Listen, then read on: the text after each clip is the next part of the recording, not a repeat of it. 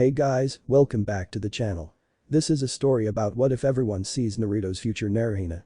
Before I start, please support for more amazing content and do consider subscribing to my channel and share this video with your friends.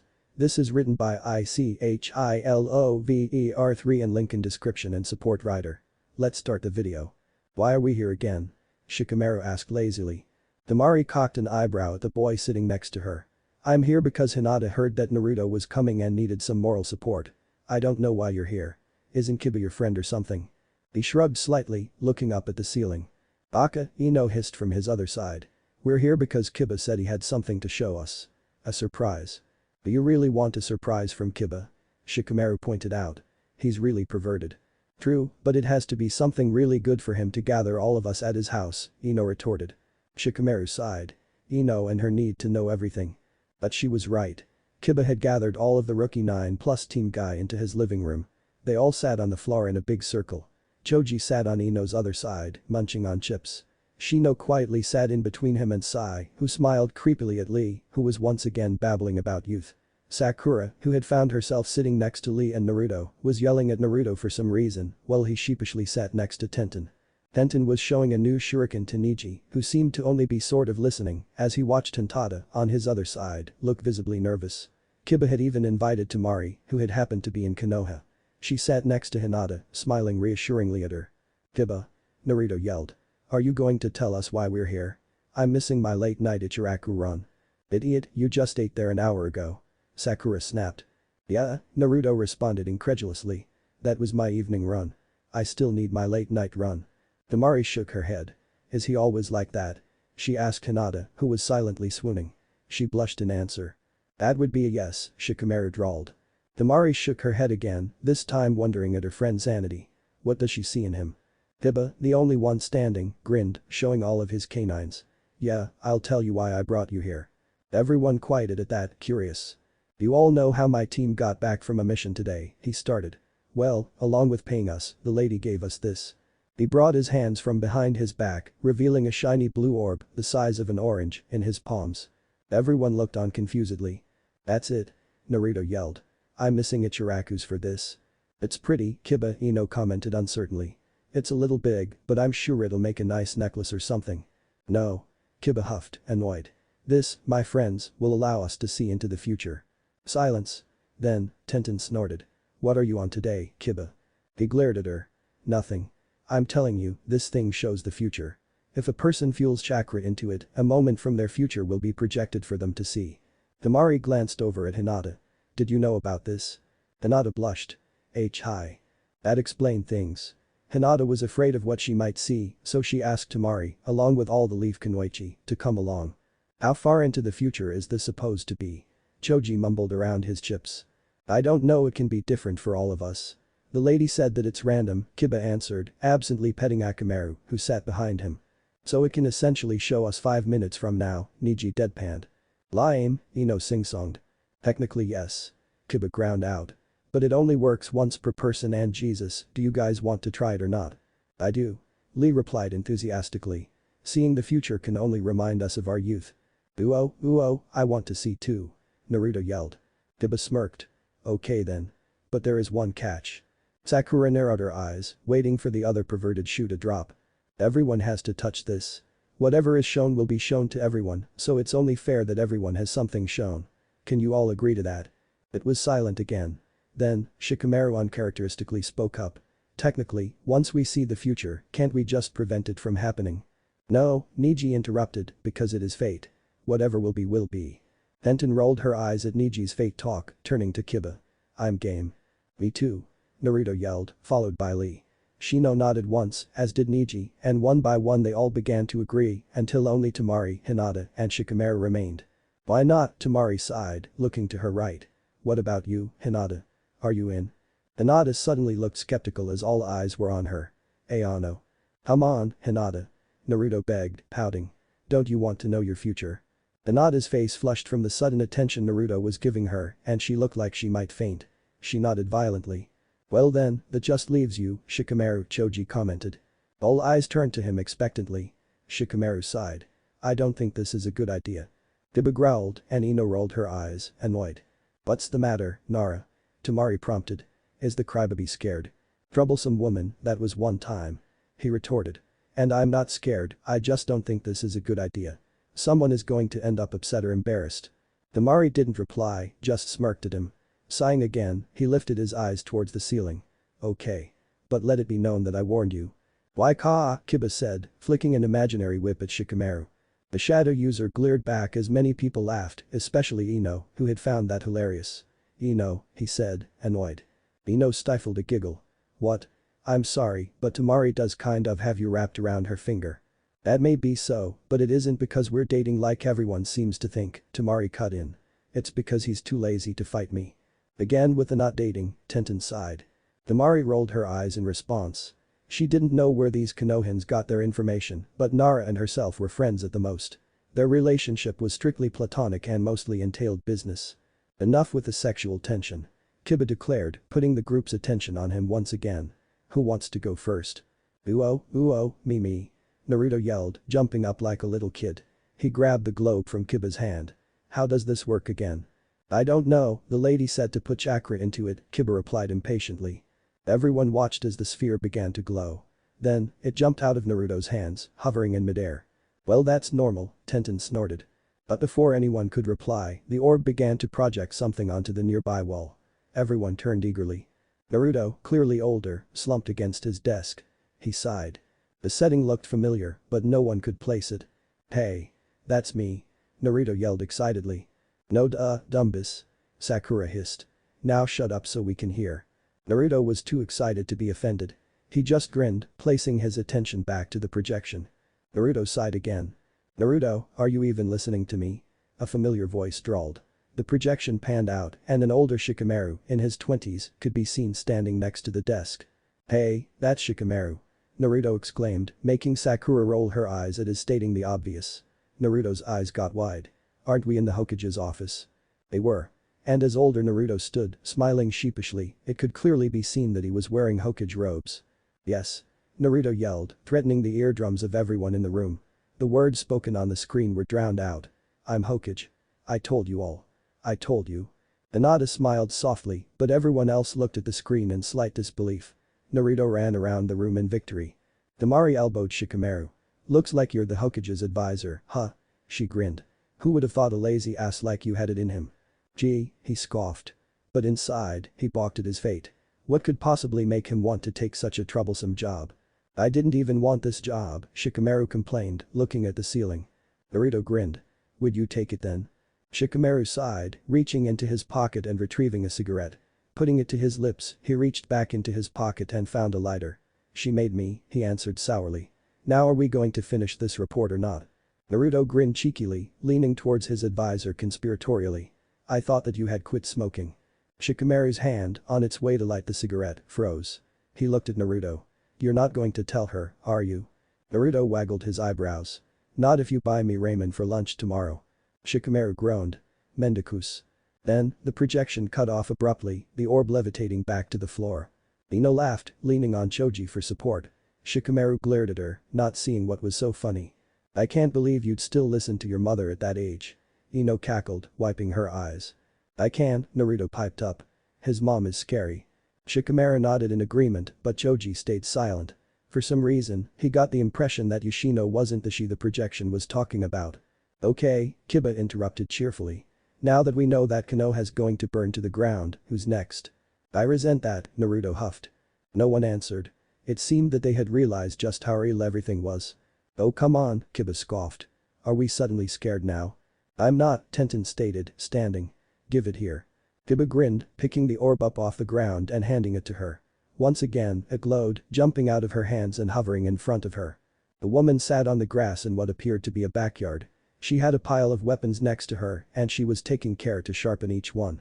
That's clearly you, Tenten, Ino declared. Huh. Don't look too bad, Tenten responded thoughtfully. Her hair was no longer in its signature style. Instead, it cascaded down her back in a neat braid, streaks of gray running through it. Her outfit was still more Chinese than Japanese in nature, but it was more for sitting around than training, just a light cotton dress. Tenten continued to sharpen her weapons, making sure to get all angles. Suddenly, her arm shot out and the kunai she was working on was no longer in her hand. Another woman stepped out of the trees, holding the kunai between two fingers. She looked around 20. Her brown hair, in a bun on top of her head, was held in place by what looked like a chopstick and her pale, pupilless eyes looked at Tenten in annoyance. "Hey," Temari whispered around Shikamaru. "Does that look like a Hyuga to you?" "The eyes look the same," Ino responded, looking over Shikamaru as well. "She is," Hinata informed the other girls quietly. "She even has the crest on her shoulder." "Is it really necessary to do that every time you see me, Ka-chan?" the woman snapped. The air seemed to be sucked out of the room. Everyone stared at the wall, some appendment. Tenten looked on incredulously and Niji looked very, very confused. "Yes," Tenten replied with a smirk. "How else are you supposed to stay on your toes? Now, what did that idiot Naruto want?" "I resent that," Naruto hollered. It was the girl's time to smirk. Tenten stood, walking to meet her daughter. As she did, the Hyuga clan symbol could be seen on the back of her dress. "Holy shit," Tenten breathed. She avoided eye contact with Niji, who still looked like he had no idea what was going on. Sakura had made her way over to Temari's side of the circle and now she sat in front of Shikamaru, ignoring him completely. "Do you think it was Niji?" she whispered to Ino. "It could be any Hyuga," Temari argued. "That's highly unlikely," Hinata murmured. Shikamaru rolled his eyes. Why was it him that had to be surrounded by gossiping women? The girl lifted the sleeve of her right arm, proudly showing the new Anbu tattoo that lay there. Tenten grinned, hugging her daughter. "Good job, Mai-chan. Now you match your Ka-chan, eh?" Mai grinned back. "Don't forget to-chan." Tenten rolled her eyes. Yeah, him too." She winked. "Did you tell him yet? What did he say?" Mai nodded, sighing. "He just went on and on about how I was going to make Anbu sooner or later because it was my fate," she mocked, her voice lowering a couple of octaves. Tenten laughed. "Of course," she said sarcastically. "Now, are you up for a little spar with your ma?" Yeah," Mai scoffed, pointing to her shoulder. "Anbu, remember?" The projection cut out and the globe fell to the floor. Sakura snorted, trying not to burst out laughing, and both Ino and Temari grinned, Cheshire Cat style. They looked at Niji and Tenten, who were both blushing furiously. "Not one word," Tenten threatened her friends. The kunoichi didn't seem perturbed, however, and their mirth grew. Actual tears began to form in the corners of Sakura's eyes as she tried to control her laughter. "Wait," Naruto interrupted. "Is Tenten going to marry a Hyuga?"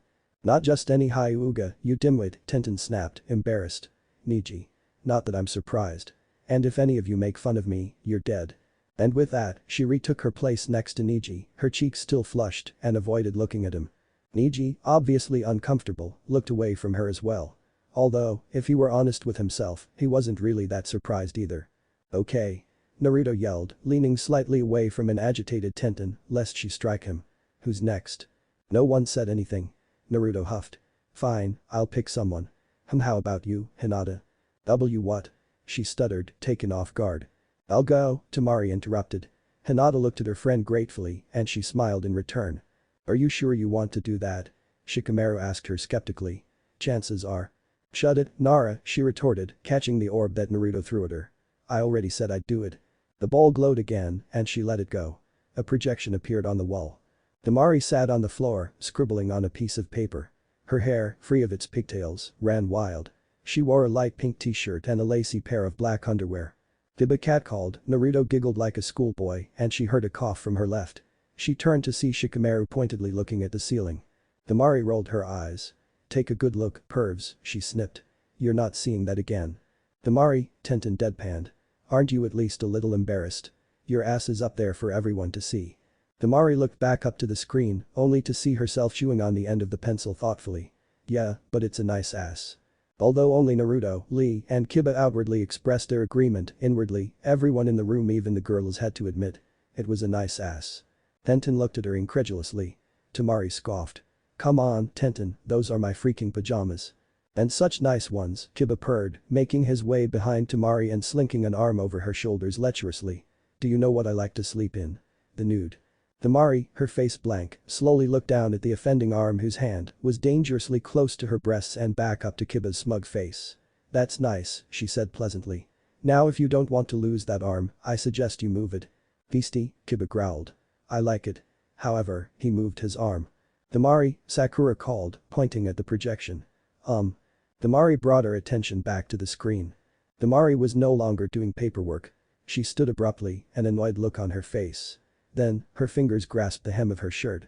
"Oh my god, are you getting naked?" Naruto asked, quite tactfully in his own opinion. Temari sighed, putting a hand on her forehead. "Looks like it," she replied, watching herself take the shirt off and reveal the lacy bra underneath. "Okay, this is a little embarrassing." "A little?" Ino snapped. Like everyone else in the room, she was having a hard time not looking at Temari's breasts. They were a good size bigger than they were now, and that, folks, was saying something. Temari shrugged good-naturedly, as if letting a room full of people see her practically naked was normal. "What can you do?" Sai paused, contemplating his words. Then he said, "Your breasts are nice. They have a nice shape and are much larger than the breasts of Konohan women. They would be lovely to paint." Temari quirked an eyebrow awkwardly. Sai. Sakura raged. "You don't speak all night and this is the first thing you say. You can't just say stuff like that." Sai cocked his head, his creepy smile on his face. "Why not? Is that not a compliment?" Sakura looked ready to pummel him, mumbling about how socially retarded he was. "It's okay, Sakura," Temari told her friend, holding a hand up to stop her violence. "Thanks, Sai. I think." "Yeah, Sai," Ino piped up. "Sakura's just mad that she's flat-chested. I mean, the only one who could rival Temari anyway is Hinata, but Sakura is the flattest of all of us and she's really sensitive about that." "Shut up, Ino pig." Sakura yelled. "Make me?" Billiard brow, Ino sneered back. "Why are we talking about breasts?" Niji interrupted. "Dude," Kiba said incredulously, "why shouldn't we talk about them?" Temari dropped the shirt on the floor, still looking annoyed. She stood there for a couple of seconds, not doing anything. And suddenly, it clicked. Temari's eyes widened, her mouth dropping open in horror. This was not fun anymore. "We have to turn it off," she stated, getting up quickly and making her way to the levitating orb. "Why?" Kiba asked, startled by her urgency. "Because I'm sick of being ogled by you pervs." She hissed, her voice rising a couple of octaves. "Now how do I turn it off?" Kiba shook his head. "I don't know. I think you have to wait for it to finish." Panic was evident on Temari's face and her friends watched her in alarm. "Are you okay, Temari?" Hinata asked. "No, I'm not." She looked at Shikamaru, who was watching her with concern. "We have to turn it off." "I was working on that," Temari complained. And suddenly, he figured it out too. He paled. "I know. It's due tomorrow, you know. You still have time." "Wait a minute." Ino gasped. "Isn't that? How do you turn it off?" Temari yelled, hysterically trying to break the orb. But instead of making contact, her hand waved through it like it was a hologram itself. She walked slowly towards the other side of the room. A shirtless Nara Shikamaru met her in the middle. You could have heard a pin drop. Everyone stared, mouths hanging open and not quite believing what they were seeing. Choji stopped eating. Temari froze in mortification. Even Akamaru, who had been taking a nap in the corner, stared at the screen in disbelief. She rolled her eyes. "You know that I hate when you use that jutsu on me." He grinned cheekily. "That's not what you said last night." "Pinky," Kiba muttered. Shikamaru flushed. He didn't even know his jutsu could be used for that. "Shut it, Nara," she spat, unable to keep a smirk off her face. "I have work to do and you, sir, are a terrible influence on me." He didn't answer, just slowly moved his face towards hers. She blushed softly as her lips moved toward his involuntarily. At this point, Temari had run to the wall, attempting to block the projection. Instead, everyone was treated to the image of her making out with Shikamaru projected onto her face. No one could look away. It was like they were watching an accident they knew they shouldn't look, but they just couldn't help themselves. It was clear after a while that future Temari was no longer under the influence of Shikamaru's Kajimane, as she had fought him for dominance and won, pinning him to the floor. He smiled against her lips, hands on her butt, before deciding to put them to better use. He reached up her body, unhooking the clasps of her bra and… "Oh my god, stop." Temari shrieked. And the footage cut off, just like that. Temari turned around, blushing so hard she was sure she had broken a few capillaries. Everyone else was red as well, and she could see a lot of the boys trying to cover up their nosebleeds. Even Shino had retreated farther into his hood. "I guess you just needed to tell it to stop," Ino said faintly. "For it to turn off." Temari didn't respond, just pridefully returned to her spot between Hinata and Shikamaru. She sat down, turning towards the latter. "You knew," she hissed. He was just as red as she was, and his mouth dropped open in dismay. "What? It's the future, Temari, how was I supposed to know? You warned me. Twice. Why else would you go through the trouble?" "It's not because I knew, it's because the probability was high that something embarrassing would come up." "Does this mean they really are dating?" Naruto asked no one in particular. "No." They yelled simultaneously, clearly pissed off. Naruto shrunk back at their tone. "I'll take that as a yes," he whispered to Tenten. Okay. Temari yelled, startling everyone out of their thoughts. Now that I've been properly humiliated, who's going next? You all have to go. We promised. I'll go, Kiba declared, grinning. If a lazy guy like Shikamaru could get laid with someone as smoking hot as Temari no less, Kiba just knew he would be getting a lot of ass. And he wasn't shy about showing it, either. His grin widening, he grabbed the orb, channeling his chakra through it. It shot out his hand, levitating, and began to project an image on the wall. Kiba scrubbed, stretching. He was a little older, but looked pretty much the same. He was shirtless, water running along his rippling abs. Like what you see, ladies? Kiba asked, waggling his eyebrows. He winked at Temari, who scoffed disgustedly. "Bet over yourself," Tenten snipped, rolling her eyes. Kiba was in a grassy field, apparently giving Akamaru a bath. He scrubbed big soapy circles in the large dog's fur, sighing when Akamaru shook himself, spraying suds everywhere. "Stop that," he growled, wiping soap off of his face. "At least wait until I'm finished." "Don't complain," a voice on the other side of the dog replied. "You needed a bath too." Kiba looked over the dog, scowling at the girl on the other side. Her brown hair was plastered to her face, and her pale eyes squinted slightly as she snickered at him. "Hanabi-sama," Niji exclaimed. Hinata looked back to the screen. It was her sister. "What are you even doing here, anyway?" Kiba scoffed, scrubbing behind Akamaru's ears. "Don't you have something better to do?" "Nope," Hanabi replied briskly, soaping up a leg. "Normally, I'd be at home training. But since Otu-sen has officially named Nichan heir, I don't have to train so hard anymore." Hinata's eyes widened. "Heir?" she said faintly. Temari wrapped an arm around her, grinning. Everyone in the room congratulated Hinata on her accomplishment, but none as enthusiastic as Naruto. "I knew you could do it, Hinata," he yelled, grinning cheekily at her. Hinata felt like she might faint. "And speaking of Nichan, I hardly see her anymore because she spends so much time with that dimwit." Kiba chuckled. Hanabi scowled, her face coloring slightly. "What? You know it's true. That idiot never even noticed that she's been pining after him forever." "True." Kiba picked up the hose, spritzing off the dog in sections. Everyone involuntarily looked at Naruto. "What?" he asked, completely clueless. Hinata reddened, but almost everyone else just shook their heads. "What?" Naruto yelled again. "But that doesn't explain why you're here," Kiba pointed out. Hanabi reddened. "Well, unlike my sister, I have no problem expressing my feelings. It just so happens that I like Akamaru here." To further her point, Hanabi wrapped her arms around the head of the giant dog. Akamaru licked her, his tail wagging. "Really?" Kiba deadpanned. "Well, unfortunately for you, he's already got a bitch." His grin grew, his canines on full display. "But I know someone who's free." The blush had started to return, but she looked Kiba in the eye. "Well, tell him to meet me at Ichiraku's in an hour." Kiba grinned again, a devious glint in his eye.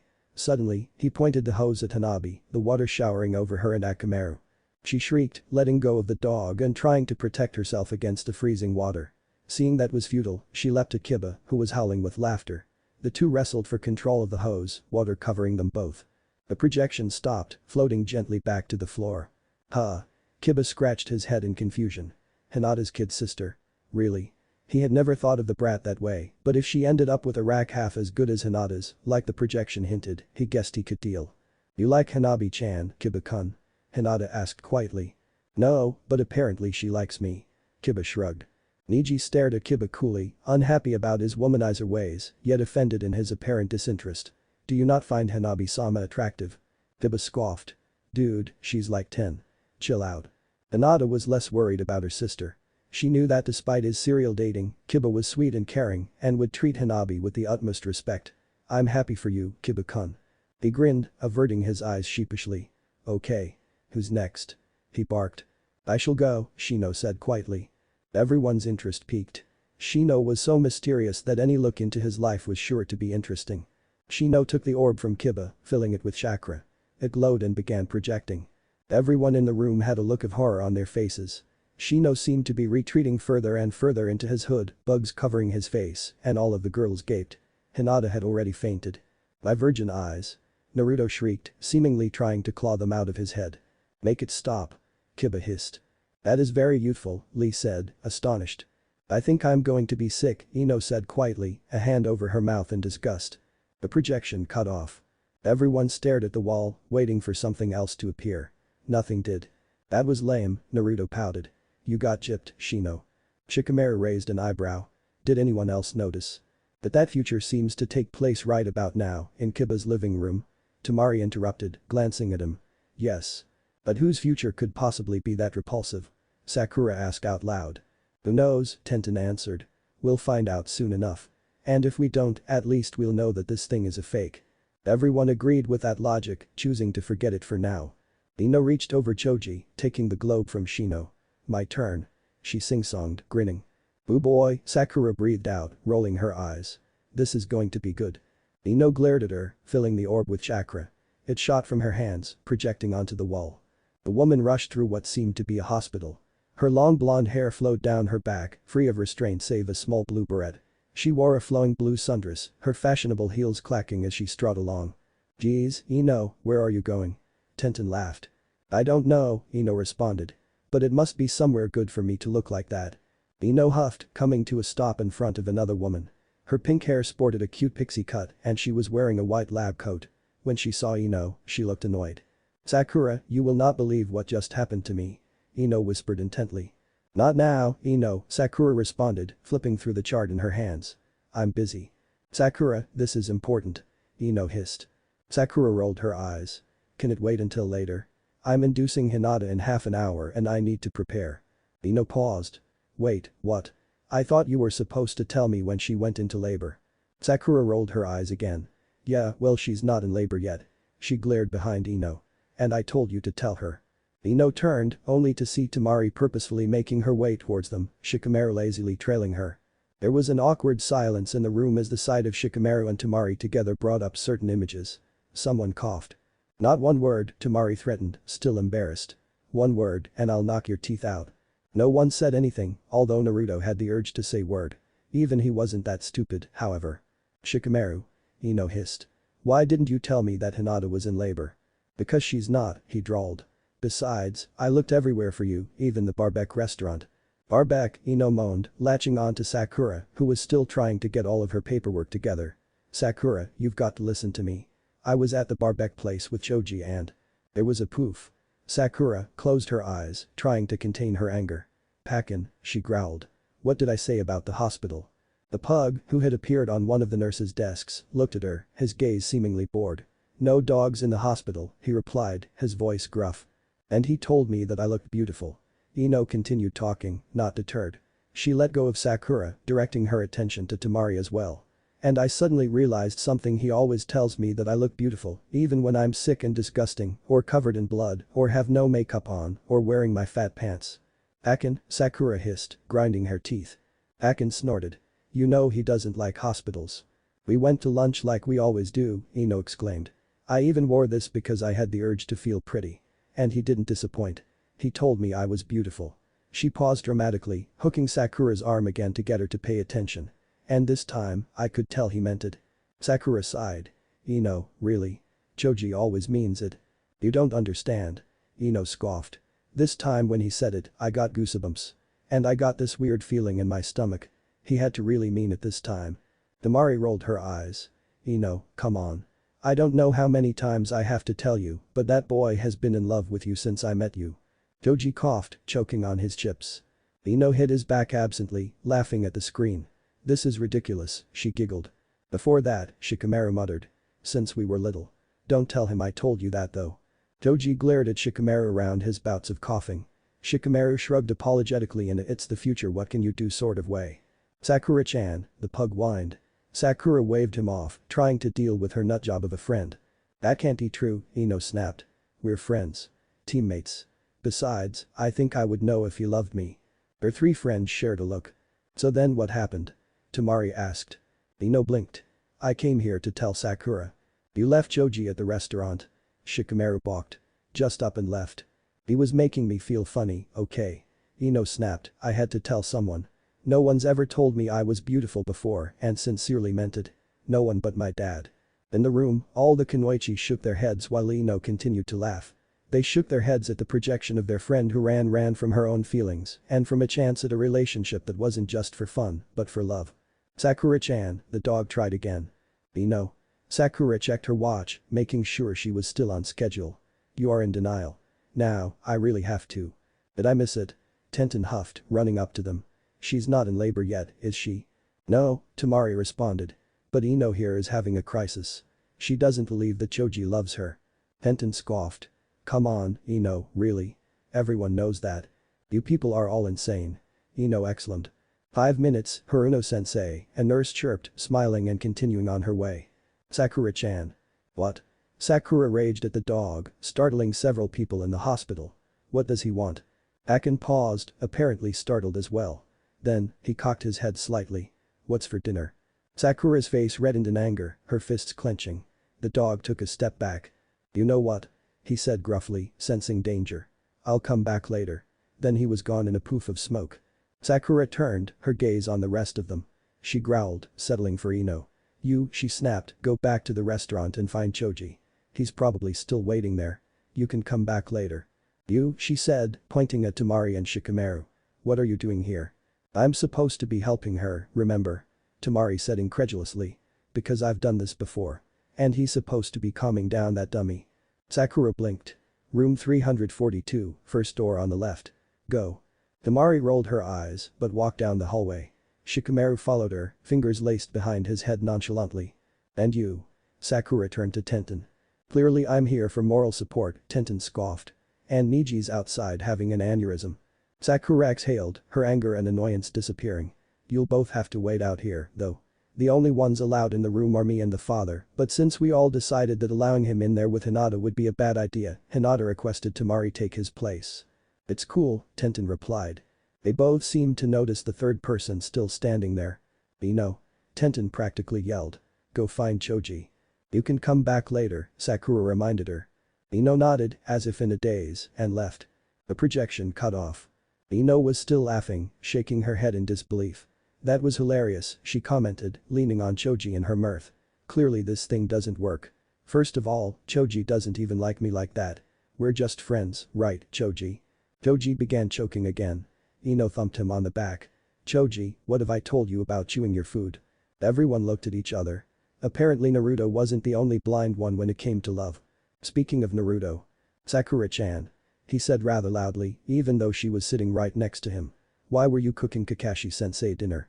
Sakura had wondered that herself, but had shrugged it off. I don't know. What's the big deal? I cook dinner for you sometimes. Naruto grinned sheepishly and seemed to end it with that. But what he had said got Sakura thinking about the other person that she used to cook for. Sasuke-kun. While it seemed that everyone in the room appeared in each other's futures freely, Sasuke had yet to even be mentioned. It bothered her. Ayano. A small voice snapped Sakura out of her reverie and she turned to face the sound. I would like to go now, Hinata said quietly. Ino turned in surprise. Really, Hinata? Hinata smiled in response, but once she noticed Naruto's eyes on her, she cast her eyes down, fiddling her pointer fingers nervously. Hi. Temari smiled at her friend, happy that she gained the confidence to just get it over with. Although, to be honest, Temari didn't know what she was afraid of. Nothing could be more embarrassing than the future that she got. The orb was passed to Hinata, who took it gently. Taking in a deep breath and letting it out slowly, she filled it with chakra. The woman was walking down the street. Her long indigo hair was pulled back with a barrette and she wore a light lavender kimono. She carried what looked to be a bento box, wrapped carefully in a furoshiki. Kiba whistled low. Damn. Lee jumped up excitedly. Hinata-san. You simply glow with the radiance of youth. Niji gaped, slack-jawed. Sakura looked on with surprise. I guess it was implied in Ino's future. Hinata blushed. And Naruto, the most subtle of them all, told her point blank, man, Hinata, you're huge. And she was. Future Hinata's abdomen extended out so far, it was a fair bet to say that she couldn't see her own feet. Her rotundness was prominent beneath her loose-fitting kimono, and her back was bent in almost a perfect U, trying to offset the extra weight. And, as Lee had so helpfully pointed out, she glowed, her happiness seemingly unable to be contained. Villagers smiled as Hinata walked by, exchanging pleasantries. You look beautiful today, Hinata-hime. A young genin girl gushed. Wow, he sure did number on you, didn't he, Hinata-hime? A shopkeeper laughed, his eyes twinkling. It's a boy, Haim, an old woman said, her wrinkled hands patting Hinata's stomach gently. See how low he hangs. The little boy shyly handed her a wildflower, admiration in his eyes. This continued, Hinata stopping every so often to rest and drink the tea offered her. This startled Hinata a bit. First of all, the honorific they were giving her was strange. Sure, her family was a prominent one, but no one had ever called her that before. Maybe it had to do with the fact that she was heir to her clan. Also, the villagers seemed enamored with her. They all smiled at her, struck up conversation, asked to rub her belly, and she just smiled back as if it were all normal. Hinata didn't understand it. No one ever noticed her. Hinata apparently wasn't the only one who noticed. "Man, Hinata, you sure are popular," Tenten pointed out. "I mean, I know you're all knocked up and everything, but everyone is in love with you." "Are pregnant women not coddled?" Sai asked. "Not like that," Sakura retorted. She pointed at the projection, where yet another woman had given Hinata a charm wishing the safe birth of the child. "This is like overkill. If you would direct your attention to her shoulder," Shino said quietly. There were small red swirls stitched into future Hinata's shoulders. Kiba chortled. "Well, that explains it." Hinata barely noticed when all of her girlfriends waggled their eyebrows at her. She was having trouble breathing. That was the Uzumaki symbol. On her kimono, right next to the Hyuga one. Which meant that she associated with the Uzumaki clan. Which meant that she had married Naruto. Hinata struggled to stay conscious at this revelation. The only thing keeping her from fainting was her complete and utter happiness. She remembered future Hanabi mentioning her spending more time with someone she had pined over and concluded that she had meant Naruto, but Hinata could only dream of this happening. "Married the Hokage," Temari said quietly, poking her playfully. "No wonder the village is so attentive." Hinata shook her head slightly. Yes, she had married the Hokage, but more importantly, she had married Naruto. And was apparently carrying his child. Her eyes widened. "Breathe, Hinata-sama," Nijia reminded her from her other side. "Yeah, are you okay, Hinata?" Naruto asked. "You don't look too good. And what the heck is everyone snickering at?" Sakura sighed. Trust Naruto to still be oblivious to what is directly in front of him. "What?" Naruto yelled, still clueless. "Didn't you see what was on her kimono?" Tenten asked, exasperated. Naruto grinned sheepishly. "Nope. I was distracted." "By what?" Ino growled, sick of his antics.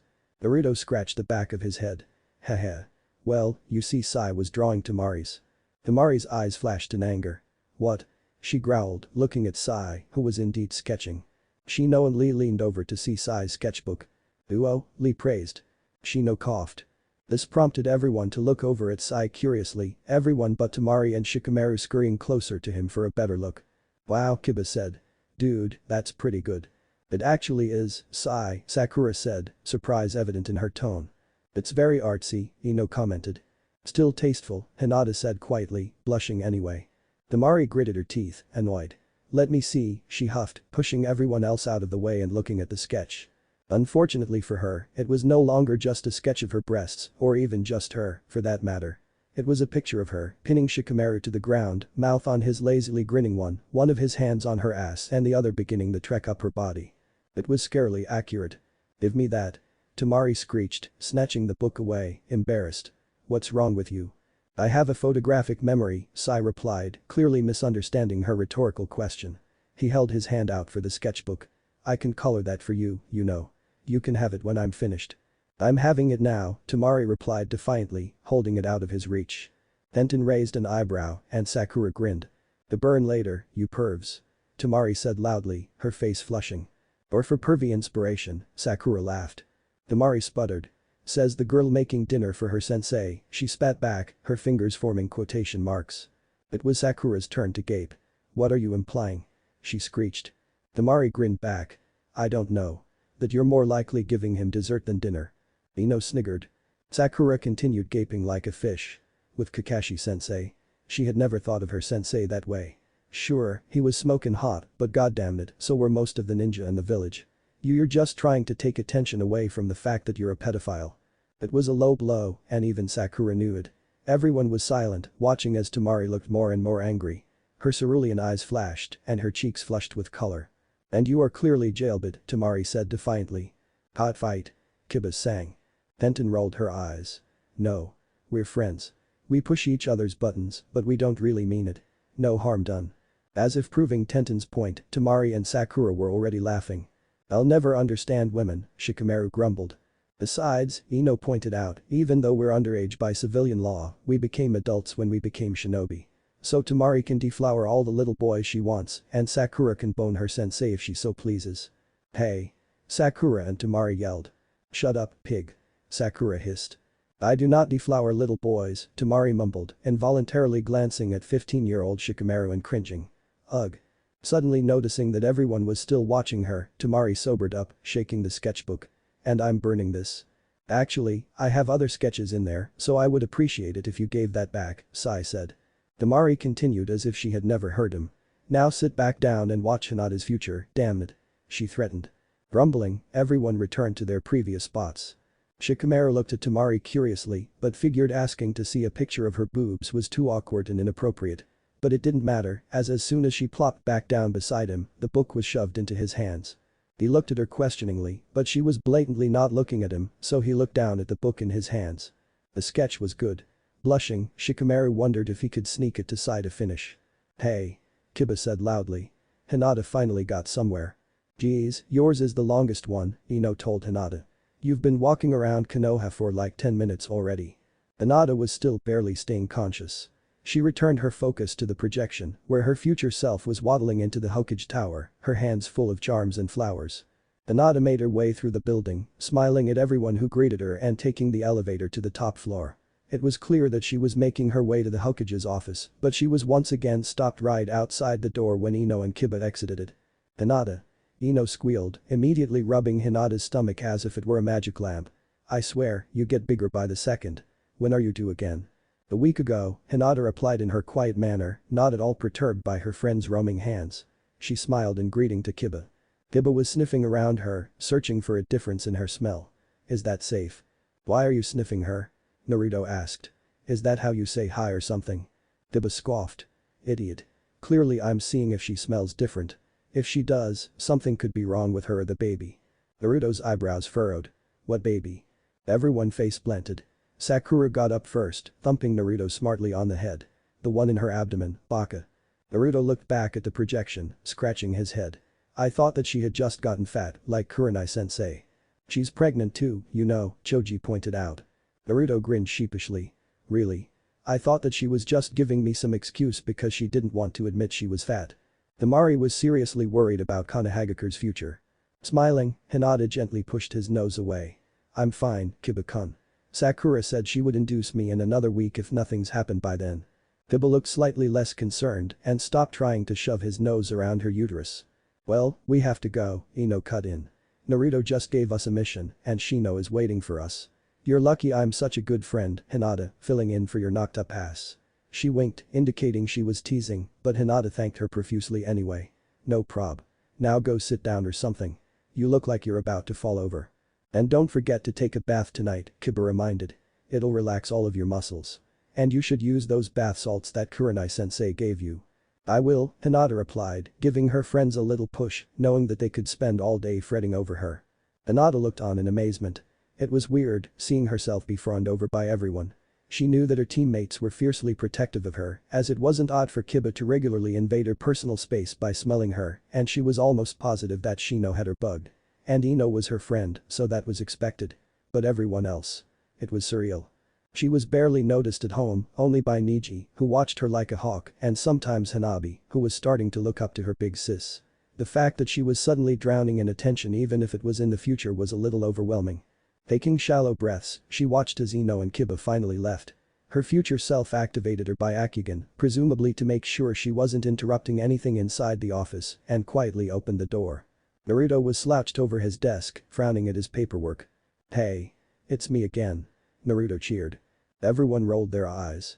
Hinata's breath hitched at the thought of being in the same room as Naruto even, though that was precisely what she was doing now. Ah no, Naruto-kun, Hinata murmured, deactivating her Byakugan. At the sound of her voice, Naruto's head snapped up, his grin overtaking his face. Hina-chan. He exclaimed happily, looking like a kid on Christmas. Naruto looked confused. Hina-chan. He said slowly. Hinata shivered at the sound of the words exiting his lips. Boo boy, Kiba grinned. Here we go. Hear what goes? Naruto asked, but he was silenced to the sight of himself rising from his chair and promptly kissing Hinata on the lips. Hinata turned scarlet, but her female friends hooted and hollered, laughing. This is getting good.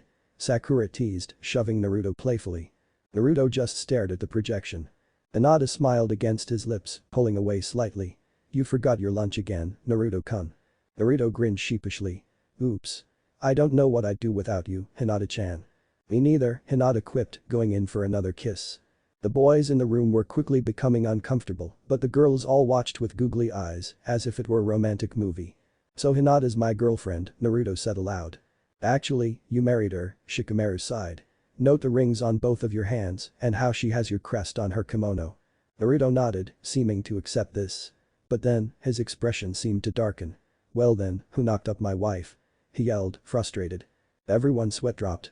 Sakura had the urge to hit him again and almost did, but, unexpectedly, Hinata spoke up. It's always been you, Naruto-kun. When Naruto turned to her, Hinata reddened further, mouth dropping open in horror as she realized that she had said that out loud. She quickly dropped her eyes to the floor, her pointer fingers coming together nervously. I suggest you stop that, a voice said from the corner of the room. It was Shikamaru, clearly working on his own pile of paperwork at another desk. He gestured at Hinata's abdomen pointedly, smirking. Remember what happened last time? Temari visibly tensed at the sight of Shikamaru, but, noticing that she was nowhere in the room, relaxed again. Hinata blushed faintly, but Naruto stuck his tongue out childishly.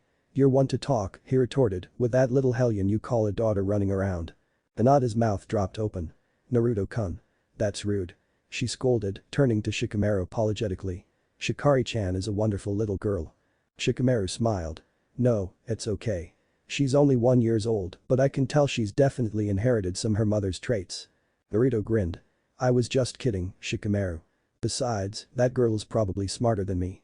Probably, Shikamaru said. Everyone laughed, but Temari was silent. She couldn't be the mother of his child. She couldn't. All of the clues pointed towards it, but Temari knew herself. He was smart, but he was far too lazy and unmotivated to be her partner, and too young. He was sort of good looking, she'd admit, so she could see the whole fuck buddy scenario. But a child. That was commitment, and Temari didn't see herself committing to a person like Nara Shikamaru. Besides, Ino's future had implied that Temari had had a child, but no one said that it had been Shikamaru's. The fact that he was there could have been coincidence. She had said herself that he was supposed to calm down the hysterical Naruto. His child and her child were not necessarily the same person. At the same time, the thought of this Shikari not being hers pissed her off because that meant that she had been mortified by her future for no reason. Oh. Naruto exclaimed, taking the flowers and charms out of Hinata's arms and dropping them unceremoniously on the floor. You walked all the way here, didn't you? You know that you need to rest, Hina-chan. Yes, but I rested along the way, Hinata responded as Naruto forced her to sit in his chair. And if I didn't, you wouldn't have had lunch. Shikamaru could have picked me up some ramen, Naruto fretted, taking her shoes off and massaging her sore feet. That's not as healthy as this lunch, Hinata retorted breathlessly, embarrassed that he was rubbing her feet in public, but enjoying it too much to tell him to stop. Naruto, who was now at eye level with her stomach, grinned at it. Your Ka-chan worries too much. I do not, Hinata protested weakly as Naruto stopped his ministrations to place his ear against her midsection. The baby kicked. See, the baby agrees with me. He said to her, a foxy smile still on his face. I think you heard it wrong, Hinata teased, smiling happily as Naruto placed small kisses on her abdomen. Still decided that you don't want to know the gender? Shikamaru asked. We want it to be a surprise, Hinata responded, trying not to giggle at the sight of Naruto, crouched in front of her and animately telling her midsection about his day. Shikamaru raised an eyebrow. He always does this, she explained. Ever since Sakura told us that the baby could hear us. He even reads its stories at night. I talked to Shikari too, Shikamaru admitted. Just not as enthusiastically. At this point, Naruto was waving his hands around to help emphasize his point. And then Gaara just cancelled our monthly lunch. I know that he's busy, but I'm not going to have that much time to visit him once you're born. Hinata smiled, returning her attention to Shikamaru. But yes, we don't want to know. The only people who know the sex are Sakura and my father. And that's only because he apparently couldn't wait that long and used his Byakugan on me. She rolled her eyes good-naturedly. And so I told that old geezer to shut it, Naruto cooed to the baby. I swear, the council is full of senile old people who don't know what they're talking about. Naruto-kun. Hinata chastised, but her eyes couldn't hide her mirth. Respect your elders. He added on half-heartedly for Hinata's benefit. Because they're wise and stuff. Hinata laughed, and Shikamaru rolled his eyes. The projection cut off. Oh. The Kunoichi cooed, wrapped up in how attentive and fatherly and cute Naruto was. Sakura ruffled Naruto's hair lovingly, and Ino and Tenten dreamily wondered what it would be like to be that much in love. Temari smiled, as touched in the romance as the rest. She, however, ignored the fact that Shikamaru was looking at her calculatingly and pretended that she didn't realize that she was quite possibly his baby mama. Hinata was off in her own little world. It was so much better than she had always daydreamed. The look of pure happiness on her future self's face made her fill with joy and anticipation. Naruto was uncharacteristically silent, looking at Hinata as if he had never seen her before. Kiba commented disgustedly. Even though he was happy for his teammate, the whole scene was a little too girly for him. Yosh! Lee exclaimed, jumping to his feet. This great display of love and compassion has reignited my flames of youth. Temari blinked. What? She deadpanned. Niji sighed. He means that he would like to go next. Right you are, my eternal rival. Lee declared, striking a nice guy pose. Sakura shook her head a little at his enthusiasm, but held the orb out to him nonetheless. Here you go, Lee. Thank you, my beautiful lotus blossom. He smiled, his teeth glinting charmingly. Something seriously wrong with that kid, Temari muttered to herself. Shikamaru apparently heard her as he replied, you're just figuring this out now. The guy wears a spandex onesie. Temari snorted, momentarily forgetting to ignore him as she tried not to laugh. Yosh! Lee exclaimed again, filling the orb with chakra. The projection began. Lee smiled. He looked much older, but with his bowl-cut, green spandex suit and jounin vest, he looked a lot like his former sensei. I am Rock Lee, but you may call me Lee Sensei. I am your jounin instructor. 3 kids looked at him warily. They were obviously newly instated genin, as their forehead protectors shone, and not a scratch was on them. Lee looked repeatedly at each of the genin, clearly waiting for someone to introduce themselves. The girl on the left side. Her clothes were more Chinese in nature, and her long brown hair cascaded down her back. Her pale eyes squinted with annoyance. My. Lee smiled more enthusiastically. Tell everyone about yourself, Mai-chan.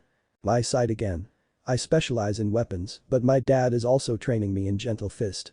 I like dango and I don't like when my cousin Kenji talks during movies. Lee looked expectantly to the genin in the middle. Her brown hair was held back in a ponytail at the nape of her neck and she was raising an eyebrow questioningly. Is this really necessary, sensei? She asked. We already know each other. You may know each other, Nara-san, Lee answered, but I don't necessarily know all of you. The girl clearly looked like she wanted to say more, but she bit her tongue, cerulean eyes flashing. I'm Shikari. I like playing shogi and training. I don't like when it rains and you can't cloud watch or stargaze, or when my little brother bothers me. I'm the first female in my clan to be able to use the Kajime no Jutsu, but I'm also fairly skilled in the Tessen.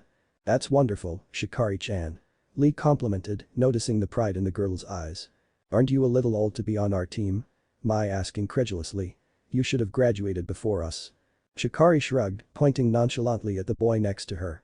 Wanted to be in the same class as him, and the Ren said it was okay.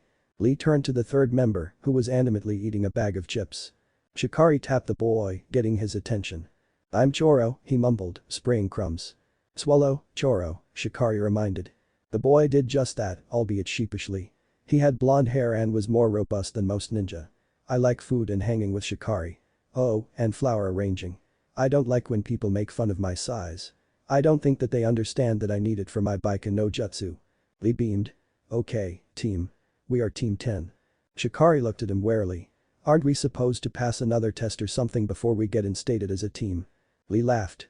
Why of course, Shikari-chan. But you 3 have already passed it. What was it?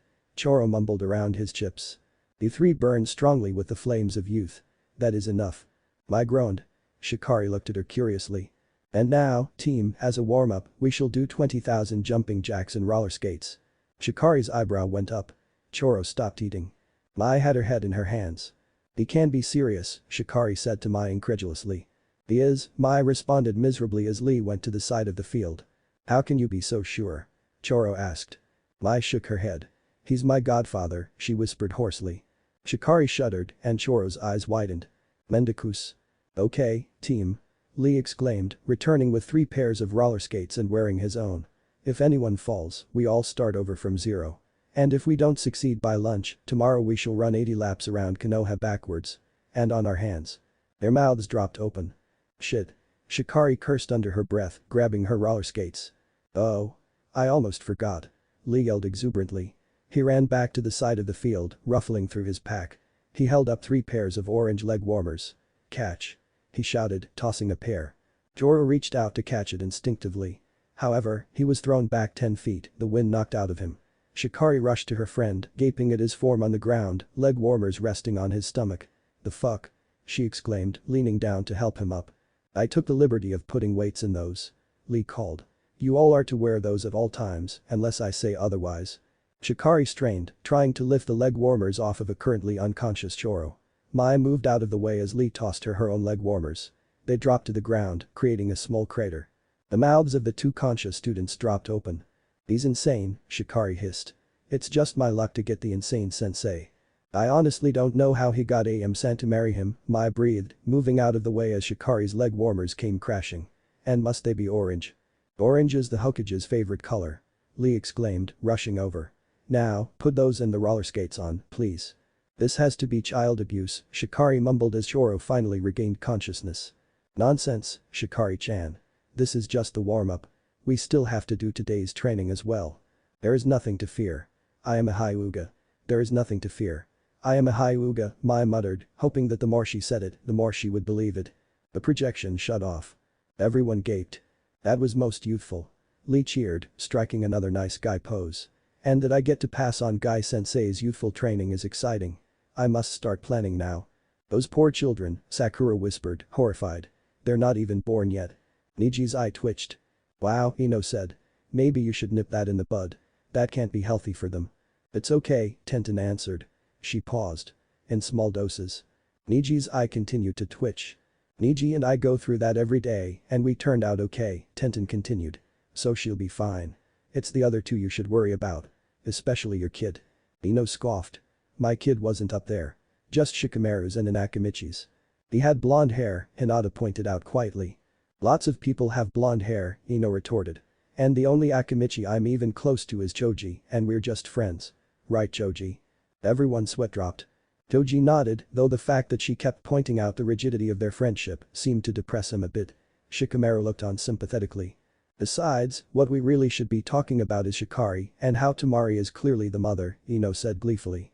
Eyes turned to Shikamaru and Temari, who suddenly looked like deer in headlights. It wasn't as if Temari could deny it anymore. If her specialty in the Tessen hadn't been enough, Shikari's eyes told of her parentage. They were the eyes of Temari's mother, inherited by Gaara and Temari herself. And apparently, Nara Shikari. "Damn," Temari muttered. Shikamaru glanced at her. "Would being with me be that bad?" Temari looked around the room awkwardly, noticing that everyone was watching them. She felt cornered. "It's not that you're a bad guy or anything," she started carefully. "It's just that I never thought of you that way. You're young, way too lazy for my liking, and seem to have no ambition whatsoever. Someone who wants to be with me has to be willing to make something of themselves, and that is clearly not you." "He is technically the Hokage's advisor," Choji pointed out. Temari scoffed. "Yeah, because his mother made him do it." "It wasn't his mother," Choji responded. "It was." "Leave it alone, Choji," Shikamaru interrupted. "Because she's not right for me either." Temari looked at him, slightly offended. "And may I ask why?" Shikamaru sighed. "Everything about you is wrong." Temari bristled and Hinata put a hand on her arm to calm her. Shikamaru continued, undeterred. "You're bossy, you're violent, and you're more trouble than my mother." He sighed again. "All I ever wanted was to marry a regular girl who wasn't too ugly or too pretty, to have 2 children, a girl first, then a boy, and then to retire when my daughter was married and my son was a successful shinobi. Then I could play shogi or go all day and die of old age before my wife." "You got your daughter and son," Temari replied testily. "What more do you want? I can help you along in the dyeing department if you want." His eyes met hers. "No, you're all wrong." Temari's eyes hardened. "Well, I'm glad we're in agreement then." He ran his hand through his hair distractedly. "You're misunderstanding me. There is nothing normal about you and you're way too beautiful for me to marry." She looked at him in disbelief, a faint blush on her cheeks. "Damn, he's good," Tenten muttered. "You married AM-chan Lee?" Naruto suddenly hollered, interrupting the drama that was clearly in front of him. "Does that mean that you get free ramen?" "I'm sure, Naruto-kun," Lee replied cheerfully. "And although I haven't had a chance to get to know her as of late, I'm sure that AM-san is a beautifully bloomed blossom that I will enjoy plucking." Temari took a moment away from her inner angst to wrinkle her nose. "You. Did he just say what I think he said?" Tenten sighed. "No. It gets to the point that even he doesn't know what he's saying anymore." "Oh," Naruto whined. "I want free ramen for life too." "Most of the ramen Tucci-san gives you is free," Sakura reminded him. "And what do you care anyway? Hinata'll cook you all the ramen you want." At this, both Naruto and Hinata turned bright red. Hinata turned her face away in embarrassment, but Naruto shyly looked at Hinata. Would you, Hinata-chan?" he asked carefully. Hinata froze at being addressed and slowly turned to face him, her eyes downcast. "I'll make you anything you want, Naruto-kun." "Really?" She looked at him from beneath her eyelashes and nodded violently, no longer trusting her mouth.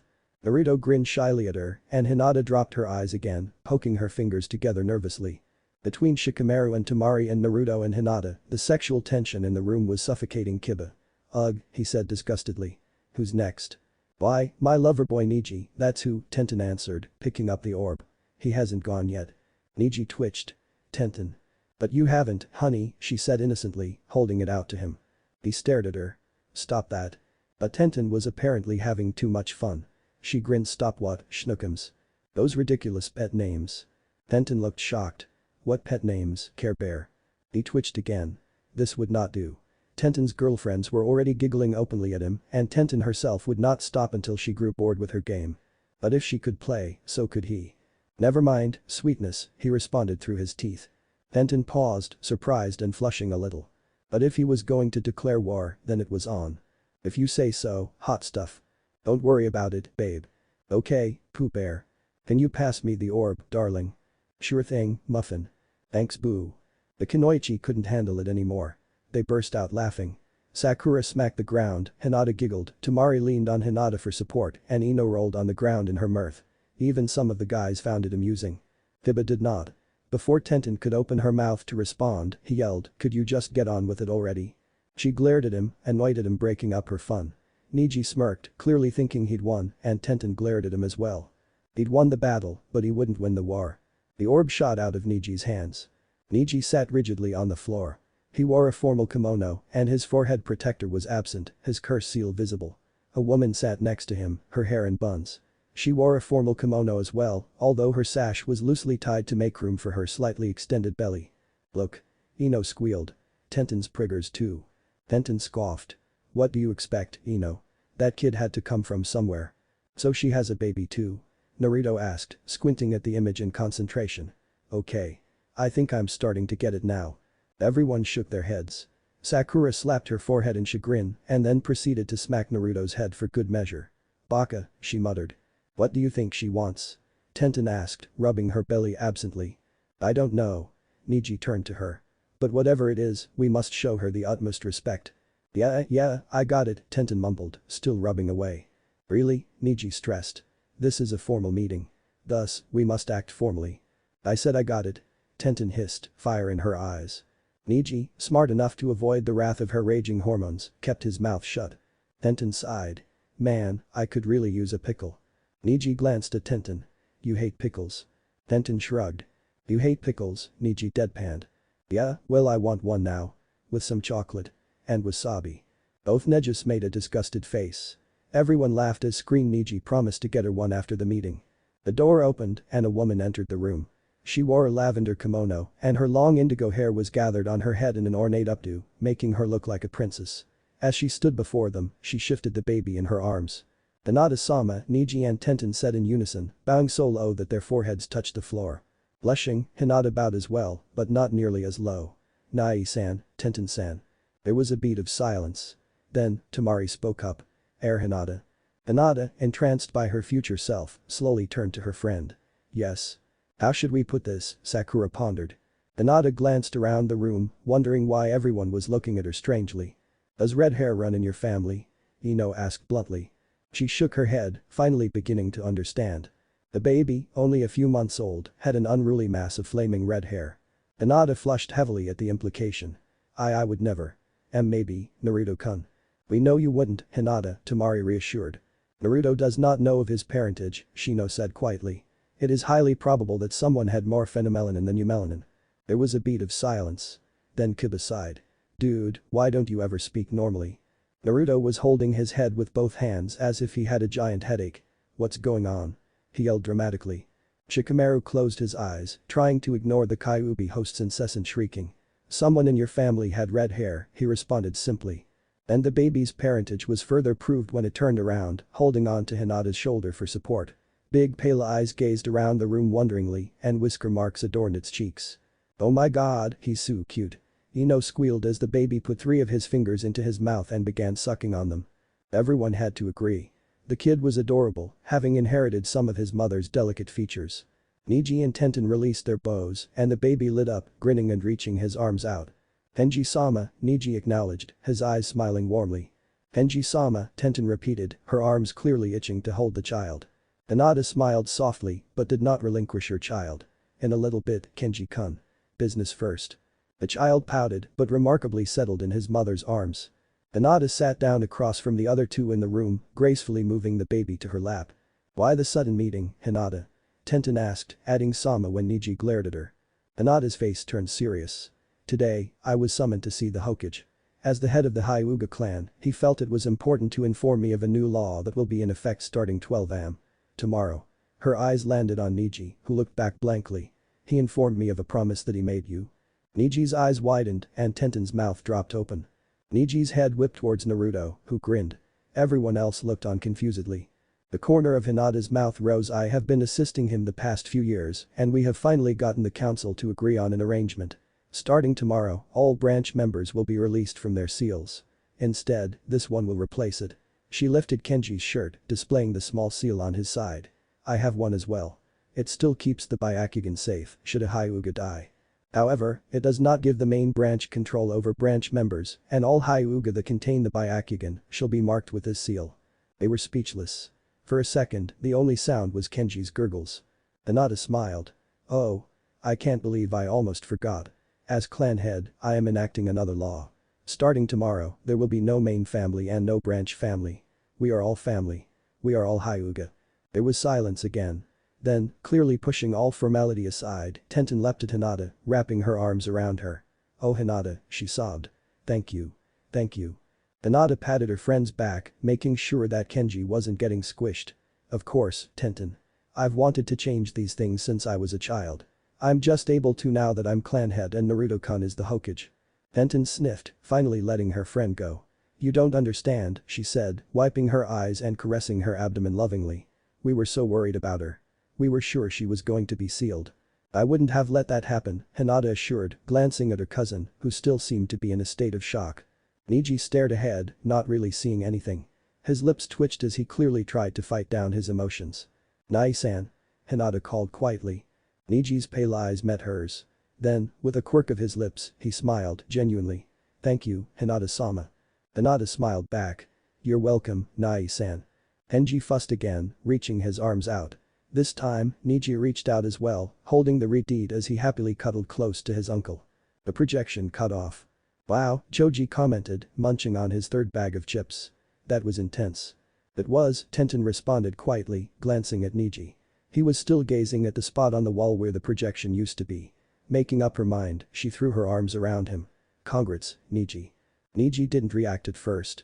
But then, instead of pushing her off of him like everyone expected him to do, his arm slowly wrapped around her, returning the hug. All of the Kunoichi sighed contentedly at the romantic scene. That is, Antolino yelled, yeah, girl, get it. From the other side of the room, effectively ruining the moment and causing Niji and Tenten to leap away from each other like they had the plague. Temari couldn't help but laugh. Seriously, Ino was a trip. And a half. Hey, that's pretty good too. Naruto suddenly said, causing everyone to look at him. He returned their gazes sheepishly. Sorry. Sai's just drawing again. I thought Temari took your sketchbook. Sakura hissed. Sai looked up at her, his ever-creepy smile present. Who in their right mind would only travel with one sketchbook? Ooh, let me see. Ino demanded, crawling over to Sai. Yeah, me too. Tenten yelled, getting closer as well. If it's porn again, I'm knocking you out, Sakura warned. I was not the subject of porn, Temari huffed indignantly. And for the second time that night, Sai found himself completely surrounded as everyone got closer to see his sketchpad. I'm almost finished, he said, shading with his red pencil. Everyone gasped softly at the sight before them. Looking more like a photograph than a sketch, Hinata smiled at Kenji, who was looking up at her adoringly. The look of utter love between them was clear, and the contrast of lavenders and reds really brought out the intensity of the moment. Wow, Hinata breathed, entranced. May I have this when you are finished, Sai-san? Sai smiled at her. Unfortunately, Naruto has already claimed this one. Oh no. Naruto yelled, blushing and waving his arms around frantically. You can have it, Hina-chan. Hinata blushed as well, astounded that Naruto would want a picture of her and that he had called her Hina-chan as if it was the most natural thing in the world. And no, you can have it, Naruto-kun. I insist. He replied, hastily forcing the finished product into her hands. Hinata blushed a deeper red as his hands touched hers, struggling for the umpteenth time that night to stay conscious. Thank you. No problem, he grinned, scratching the back of his head sheepishly. Do you want me to make you another one? Sai asked. Can we talk about this later? Naruto hissed, clearly embarrassed. Sai shrugged. I was just offering. You know, Sai, Sakura said, if you enough time to draw pictures, surely you have enough to take your turn. Sai nonchalantly looked at the orb in Sakura's hand. He smiled. Why not, ugly? Sakura's eyebrow twitched and she squelched down the urge to smack him a good one. She, however, tossed the orb with more force than necessary.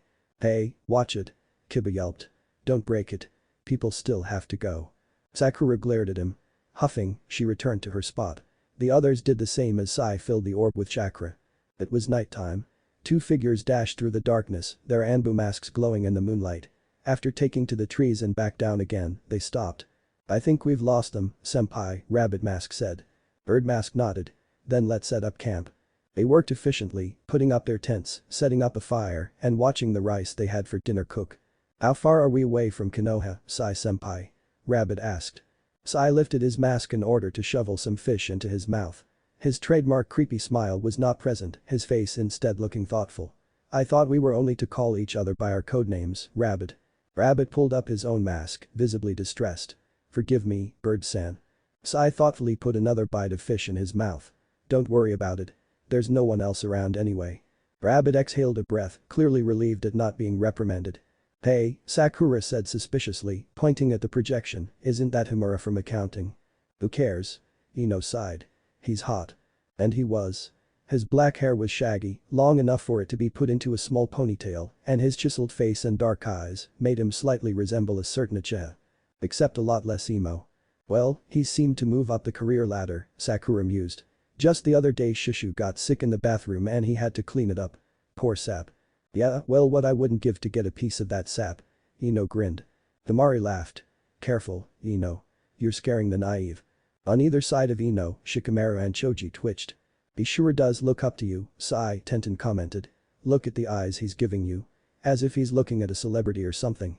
And it was true. The look of adoration was blatantly clear on Himura's face.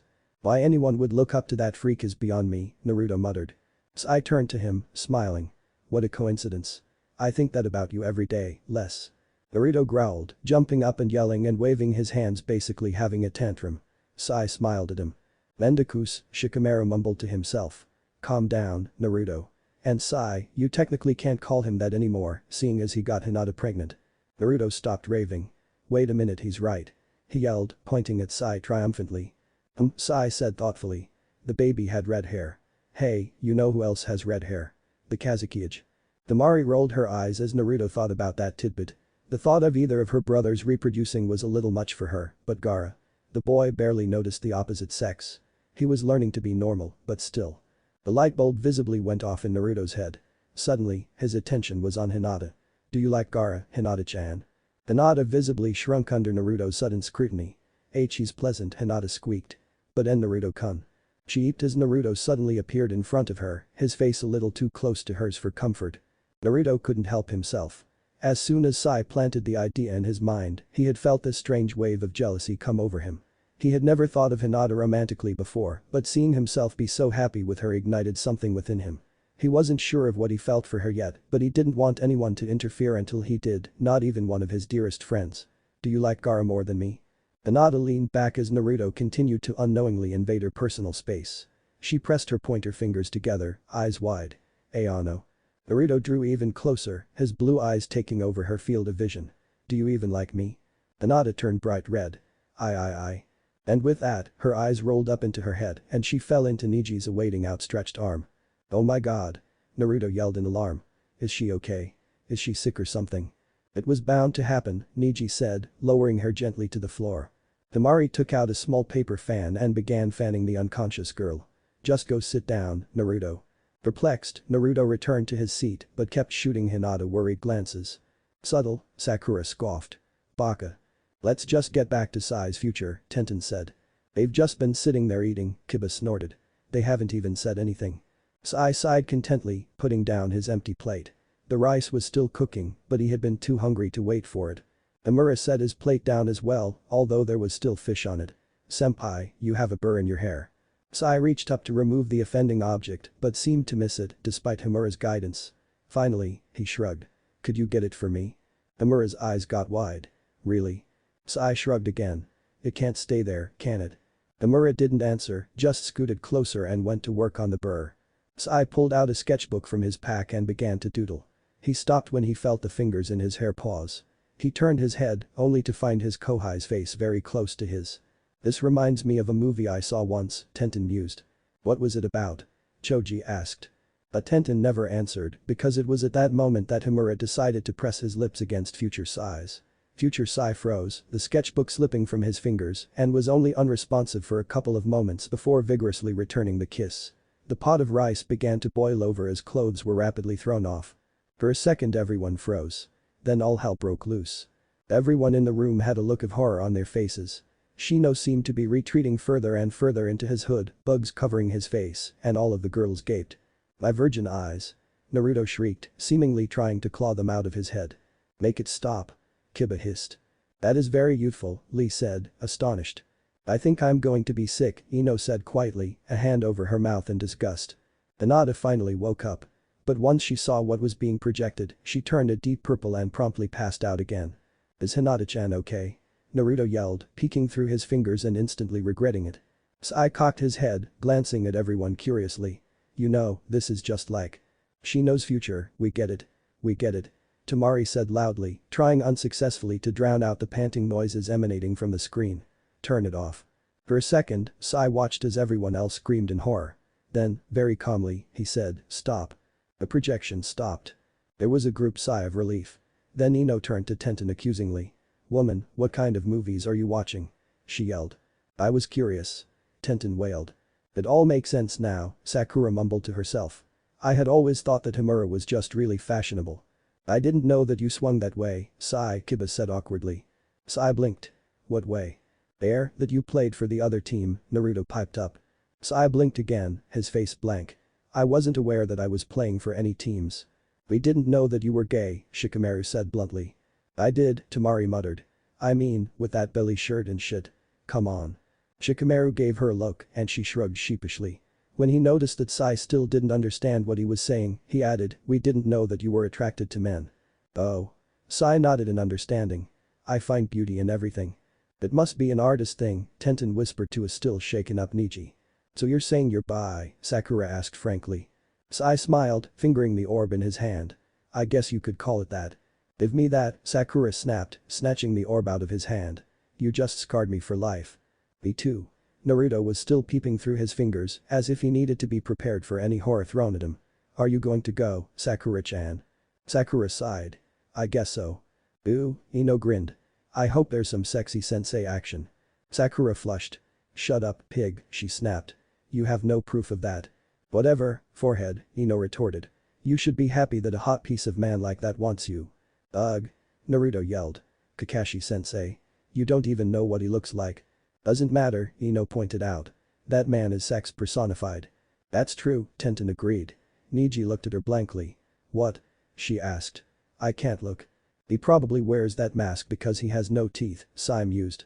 Sakura pointed at Sai, adding his comment to her list of complaints. Is that what you want, pig? For me to end up with someone with no teeth? Ino scoffed. Stop being so dramatic. The rest of him is more than up to par, so what does it matter? Naruto made a face. I think I threw up a little in my mouth. It matters, Sakura hissed, because this is my life we're talking about. So the only problem you have with this guy is that he might not have teeth? Temari asked. Sakura nodded. Or he might have fish lips. And let's not forget that fact that he's Kakashi-sensei. The man is a pervert. And a good 14 years older than me, not to mention my teacher. My parents were 11 years apart, Hinata said quietly, apparently having recovered. Ino gave Sakura a look that clearly said I told you so. And you can't play the teacher card. He hasn't taught you since you were 12. I'm not listening. I'm not listening to this, Naruto said loudly, plugging his ears with his fingers. This is like incest or something. I agree. Sakura yelled. Incest. Methinks she doth protest too much. Ino smirked. Yes she has. Tenten turned towards her friend. Come on, Sakura, don't tell me you've never thought about tying him up. It was silent. Everyone looked at Tenten. She blinked. Tying him up and slowly slashing his mask to ribbons to see what was under there. Come on, don't tell me I'm the only one who thinks about that. It was still silent, most of them giving Tenten bewildered looks. Yeah, Sakura said awkwardly. I think I'm just going to go now. She filled the orb with chakra. But no one was prepared for the first thing projected. Sasuke-kun, Sakura whispered.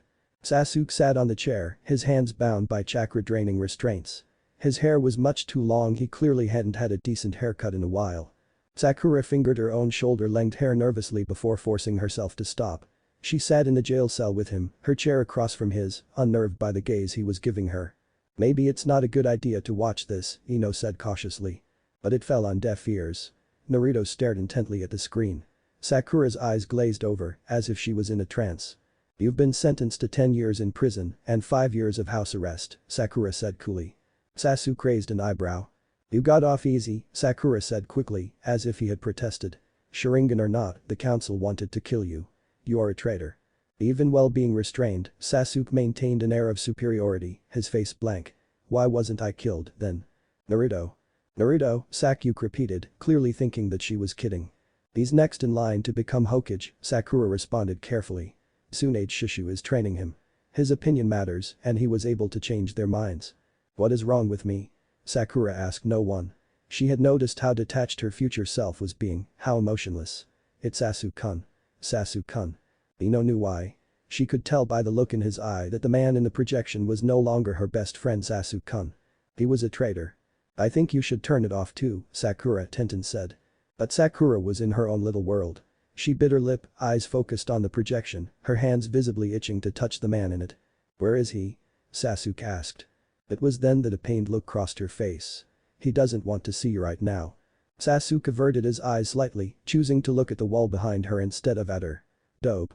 Naruto made a noise that sounded like he was choking. Hinata watched worriedly as he pounded his fist into the floor. Sakura, she pleaded.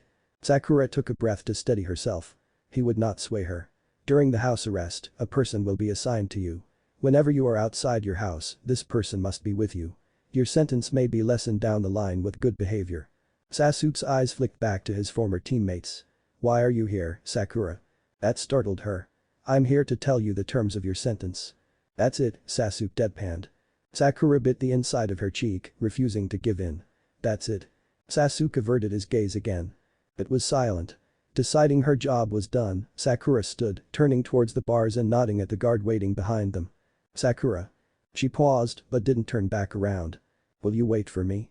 Sakura had the same reaction as her projection counterpart, her breath hitched, eyes widening. Oh no, Temari sighed. What? Shikamaru asked, curious at her sudden drop in mood.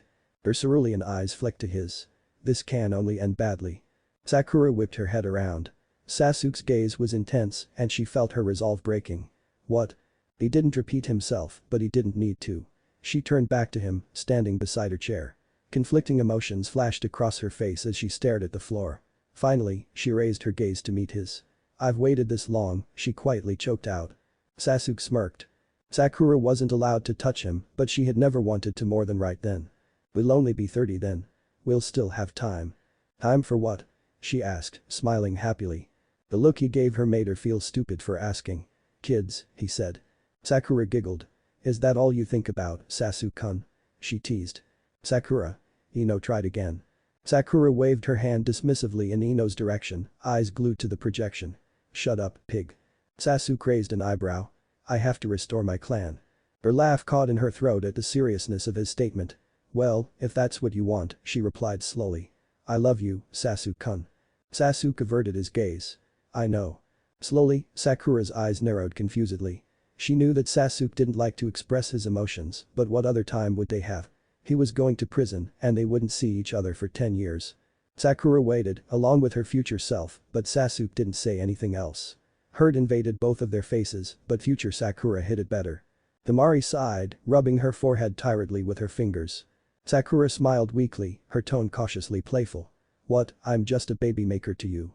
But Sasuke didn't smile back. I thought that was what you wanted. Both Sakuras stopped breathing. Without her noticing, all the kunoichi had surrounded Sakura, blocking her view of the projection. We all knew he was a douchebag, Tenten told her, a hand on her shoulder. I knew that the first time I met him, Temari added. I mean, yeah, he's hot, but you can do so much better. Turn it off, Hinata said soothingly. We don't need to watch this. Yes, please, Ino scoffed. But Sakura pushed from the circle. She wanted to see. I wanted you to want me, Sakura replied quietly, the hurt and anger burning in her words. And not just because I have ovaries. And she was so angry, mostly with herself for being so stupid, that without thinking, her fist flew into his face. Whoa. Kiba cringed. That's got to hurt. The guard raised an eyebrow, interested but not going to interfere. Satisfyingly, Sasuke's nose gushed blood, a striking red on his pale skin. But he just looked up at her, his face still impassive. This further enraged her. Her green eyes glistened with tears that she refused to let fall in front of him, and she opened her palm, about to strike him once more. Her hand never made it. Sakura turned, snarling at the man restraining her. Let me go, Kakashi-sensei. Now, Sakura-chan, Kakashi chastised. It was evident in his voice he was having a hard time restraining her. Still, his visible eye smiled at her. Calm down. Sakura made a choking sound, clearly about to lose the battle with her tear ducts. Taking a deep breath, she responded, if you do not let me go, Kakashi, I will break your arm. His eye widened, more at her deletion of the honorific than her threat, although he knew she was good on it. He sighed, seeing no other way, and turned her to face him. Sakura looked at him confusedly for a second before she realized his intentions. Don't you dare. She hissed, eyes flashing. But it was too late. His hit I-8 was pushed up with lightning speed, and though she struggled, she soon found herself forced to stare at the slowly spinning tomo of his Sharingan. Bastard. She screamed in frustration. Then, without warning, her body went limp. Kakashi caught it as it slipped towards the floor. Slowly, he turned his attention to Sasuke, his gaze lazy. The blood had stained the whole lower half of the Rougenin's face, and his shirt as well. You're lucky, Kakashi said, scooping the unconscious Sakura up into his arms. If she had slapped you, she would have broken your neck. Sasuke didn't say anything. Kakashi turned, nodding at the guard to open the cell door. It wasn't until he was about to leave that he heard Sasuke's response. I can't love her, he said quietly. Everyone I ever loved is dead. And he cared for Sakura far too much to let her come to the same fate.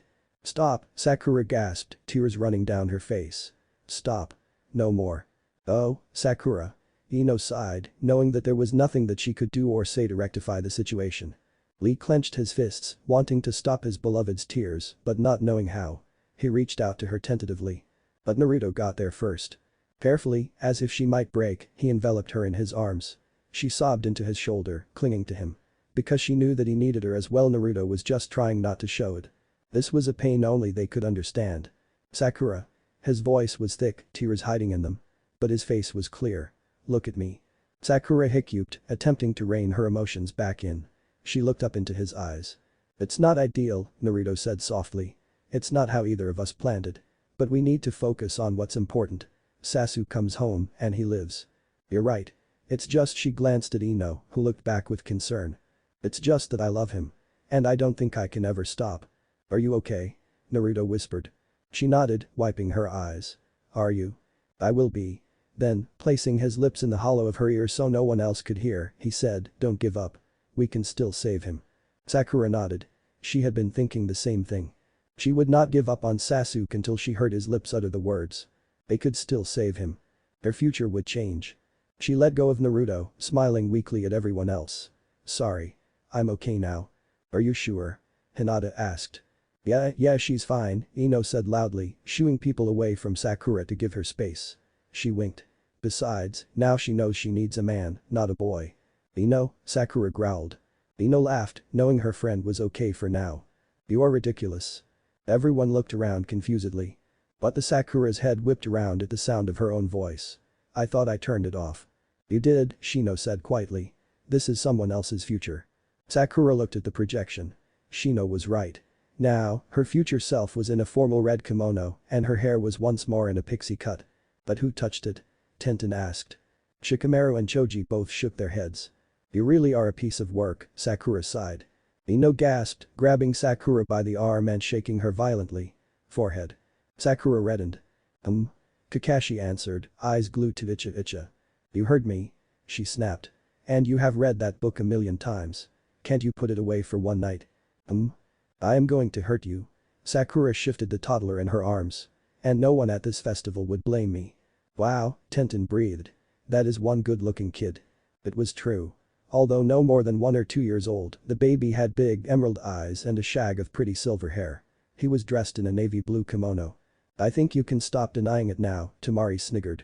And you will definitely be beating girls off with a stick. Like Ino. Ino shrugged.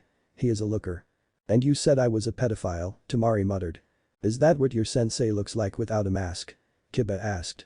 Probably similar, Shikamaru answered. But the kid's facial structure favors Sakura's. Sakura gaped like a fish, unable to defend herself. Aggravated, Sakura pushed the book down from his face, forcing him to look at her. Just give me one night. Just one. Kakashi smiled behind his mask. And what do I get in return? Sakura glared, biting her lip. Page 134. Kakashi's eye widened. What? You heard me. Her lips quirked upwards in the corners. Page 134 of Icha Tactics. He watched her for a bit, trying to gauge whether she was bluffing. Then, he slipped the book into his pocket. Even though it was a festival, Kakashi had still preferred to dress in his Jonin outfit. Smiling again, he took the toddler from Sakura, placing him securely on his shoulders. The toddler had amazing balance, holding on to his father's hair but needing no further support. Come, Obito-kun. Let's go catch some goldfish. Obito, Sakura mumbled. That's a strange name. What's on page 134? Ino demanded. Sakura shook her head. I don't know. Sakura smiled, happy to have gotten her way. Kakashi smiled back, slipping his hand in hers. It wasn't until they were about to leave that Sakura noticed him. Akamaru. Akamaru. Everyone chorused confusedly. Heads turned to the corner Akamaru was sleeping in, only to find it empty. Instead, in midst of all the ruckus, Akamaru had made his way towards the circle and had apparently activated the orb. Well, Kiba reasoned, we did say everybody had to go. Akamaru barked in agreement. Obito stared. "Dah," he stated, pointing at the giant dog. "You're right, honey." Sakura praised, reaching in the top of her kimono and retrieving a dog biscuit. "It's a dog, just like we have at home." "Got anything in there for me?" Kakashi asked cheekily. Sakura looked back at him blankly. No. Even through his mask, it was easy to tell Kakashi was pouting. "You're no fun, Sakura-chan." Sakura scoffed.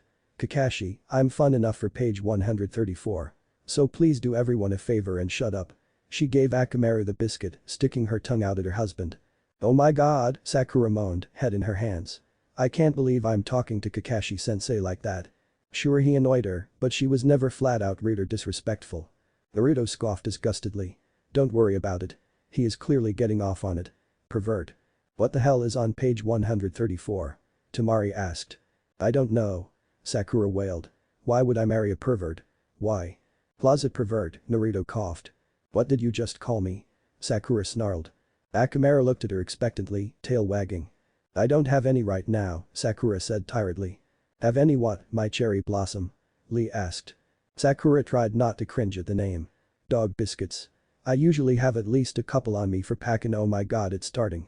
Ina laughed. "You're already a dog lady in training. Makes sense you would get with the dog man."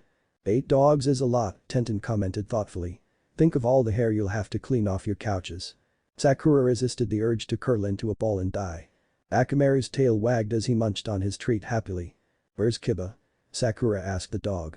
Akamaru responded in a series of barks and yips. Sakura looked on blankly. "I'm sorry. I forgot you couldn't talk," Sakura responded sheepishly. "He said the Kiba was getting some ramen," Kakashi said. Sakura smacked him lightly on the chest.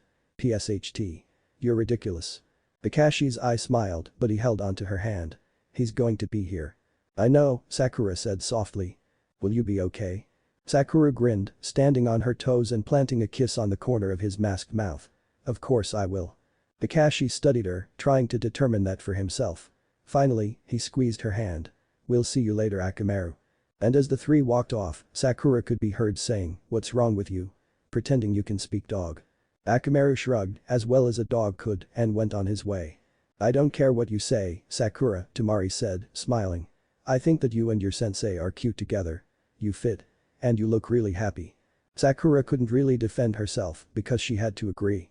This time around, her future self looked really happy. However, the thought of being with Kakashi-sensei still weirded her out. So instead, she retaliated. "We have nothing on you and Shikamaru," Sakura retorted, inner Sakura cheering as both Temari and Shikamaru recoiled. "Look how happy you guys look.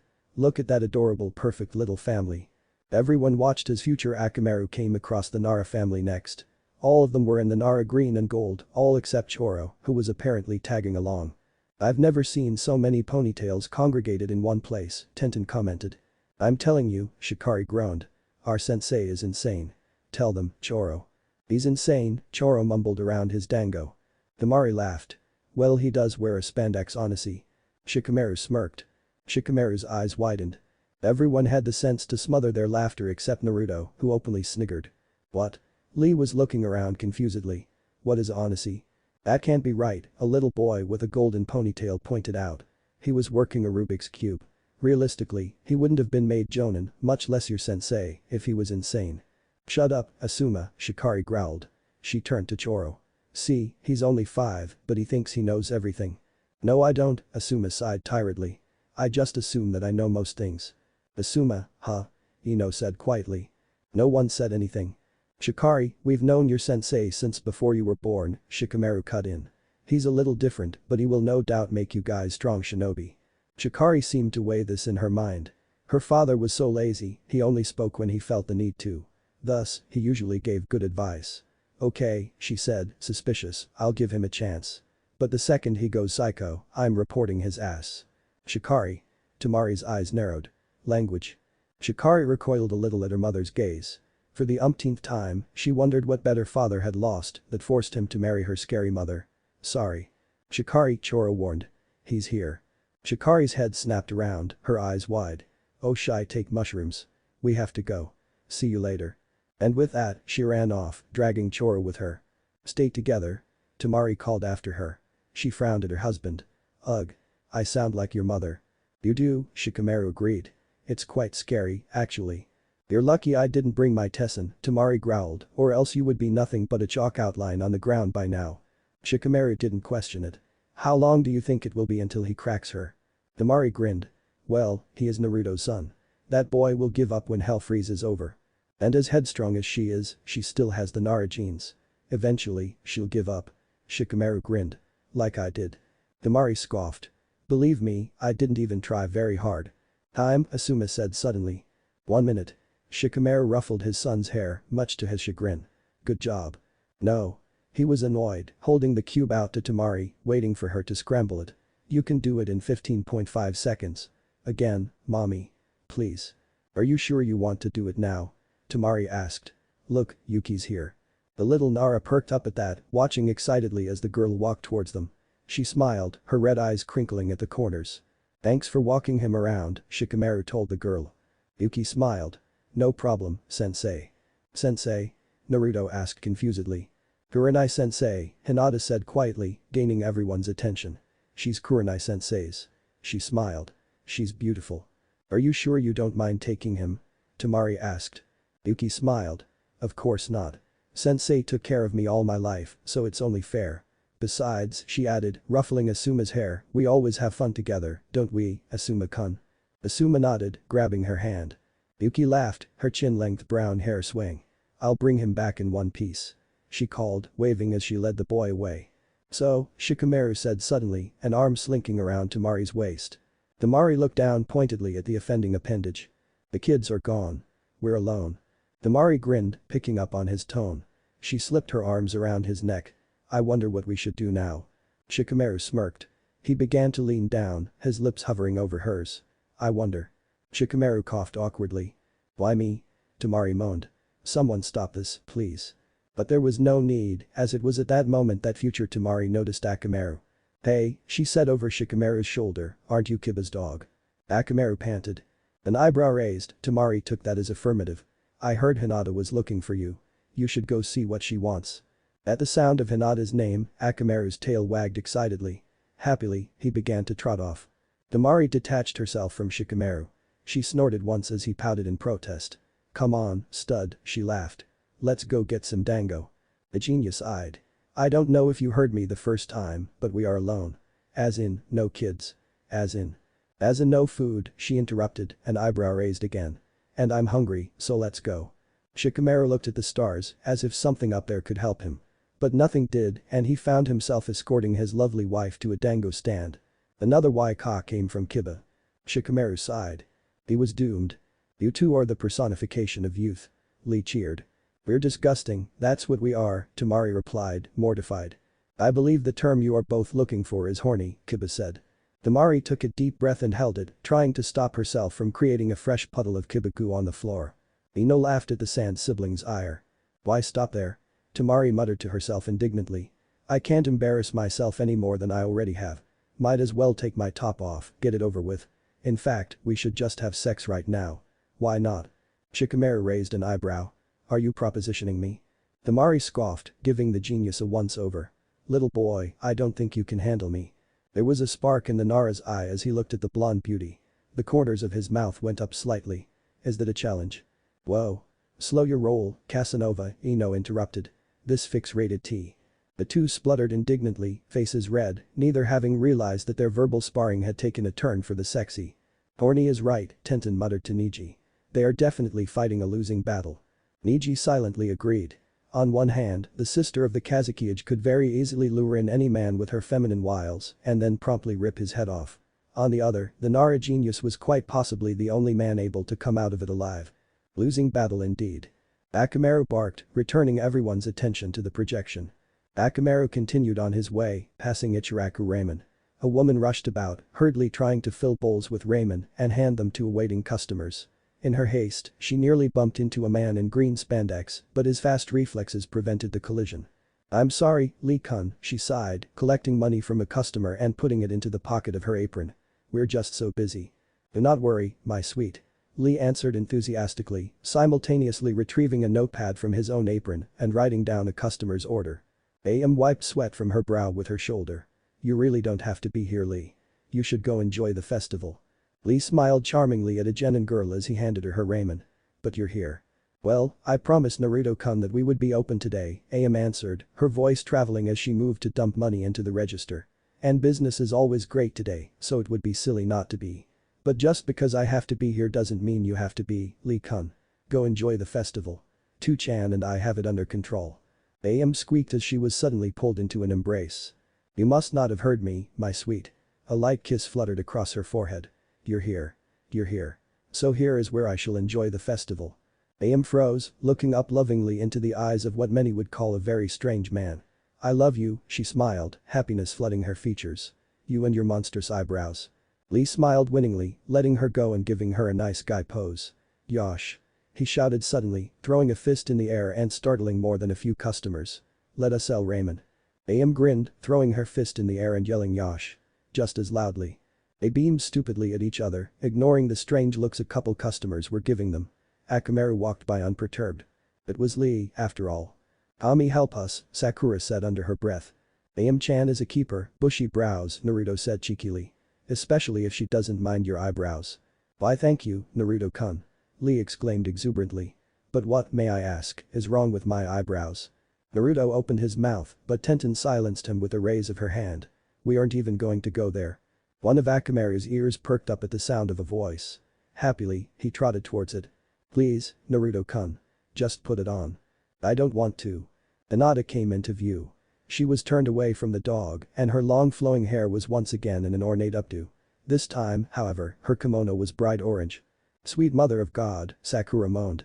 It was her worst nightmare. Orange everywhere. While the kimono did not necessarily clash with the Hyuga heiress's hair, the orange Naruto wore clashed with his Hokage robes. Toji laughed. Can't say I'm surprised. What? Naruto said defensively. I like orange. Yeah, well orange doesn't like you, Ino snorted. Look at poor Hinata. You've washed out her complexion. I don't mind, Hinata said quietly, blushing. But Ino continued on as if she hadn't heard her. And look at that. She huffed, pointing at the poor red-headed boy who had the misfortune to be born into a family that wanted to wear orange of all things. He's a walking fashion disaster. The boy in question didn't seem to mind, however.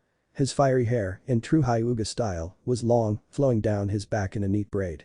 But paired with the bright orange kimono he was wearing, he looked like a firecracker ready to go off. Leave Kenji-kun alone, Naruto replied, sticking his tongue out. He looks fine. Hinata didn't care about the clothes. All she saw was the foxy grin the boy smiled, not unlike his father's. Her son was perfect. Akamaru moved closer, allowing two other people to be seen. Two little girls, no older than 8, stood next to Hinata. Both had long indigo hair, though one's was held back with a barrette while the others ran free. Identical faces watched the exchange between their parents amusedly. Twins, Kiba laughed. Have fun with that. Oh, they're like little Hinatas. Sakura cooed.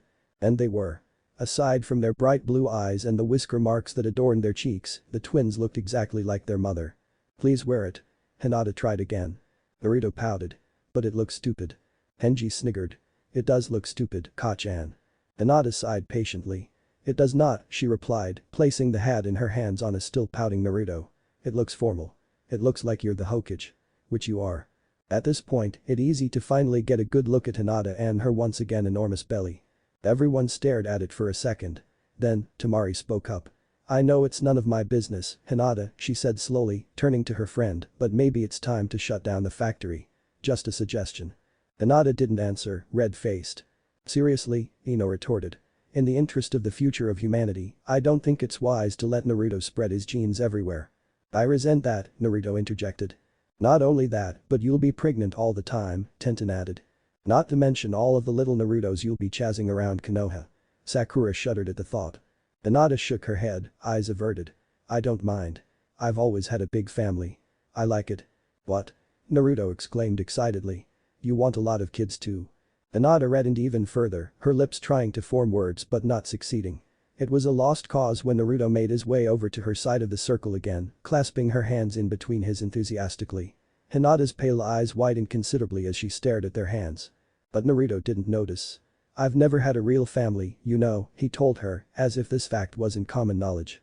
Hinata nodded vigorously, her eyes not straying from their suddenly joined hands. So I've always said that I would have a shitload of kids, he mused. At least 7. Or 8. 8? Hinata squeaked, eyes widening even more. Yeah. He grinned. And to think that you want a big family too. No wonder I married you. Hinata didn't answer, too busy trying to remember how to breathe. But Naruto took her silence as a bad sign. But that's not the only reason. He backpedaled, remembering how upset Sasuke had made Sakura when he commented on her baby-making abilities. I mean, you're smart, he continued, a faint blush dusting his nose, and pretty. You're a little weird, but that's okay, because I like weird people. He paused, trying to think of more of Hinata's attributes.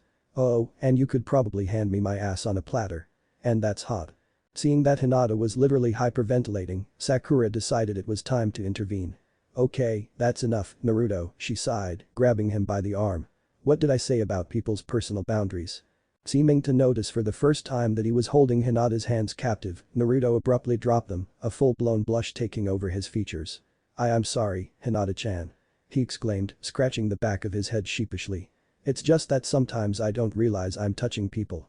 Sakura nodded solemnly. It's gotten him into trouble a few times. Shikamaru's brow furrowed. You mean that time that… Yup, Sakura sighed. And that other time? Tenten wondered out loud. Sakura nodded slowly. Ino laughed. Man, you really need to learn how to keep your hands to yourself. I can't help it, Naruto whined, sitting back down in his spot. I'm easily excited. Clearly, Neji muttered, ready to start CPR on Hinata if necessary. You know, Naruto said pointedly. As Hokage, I should be able to have a say in whether I wear the hat or not. Hinata smiled softly, adjusting the hat on her husband's unruly blonde hair.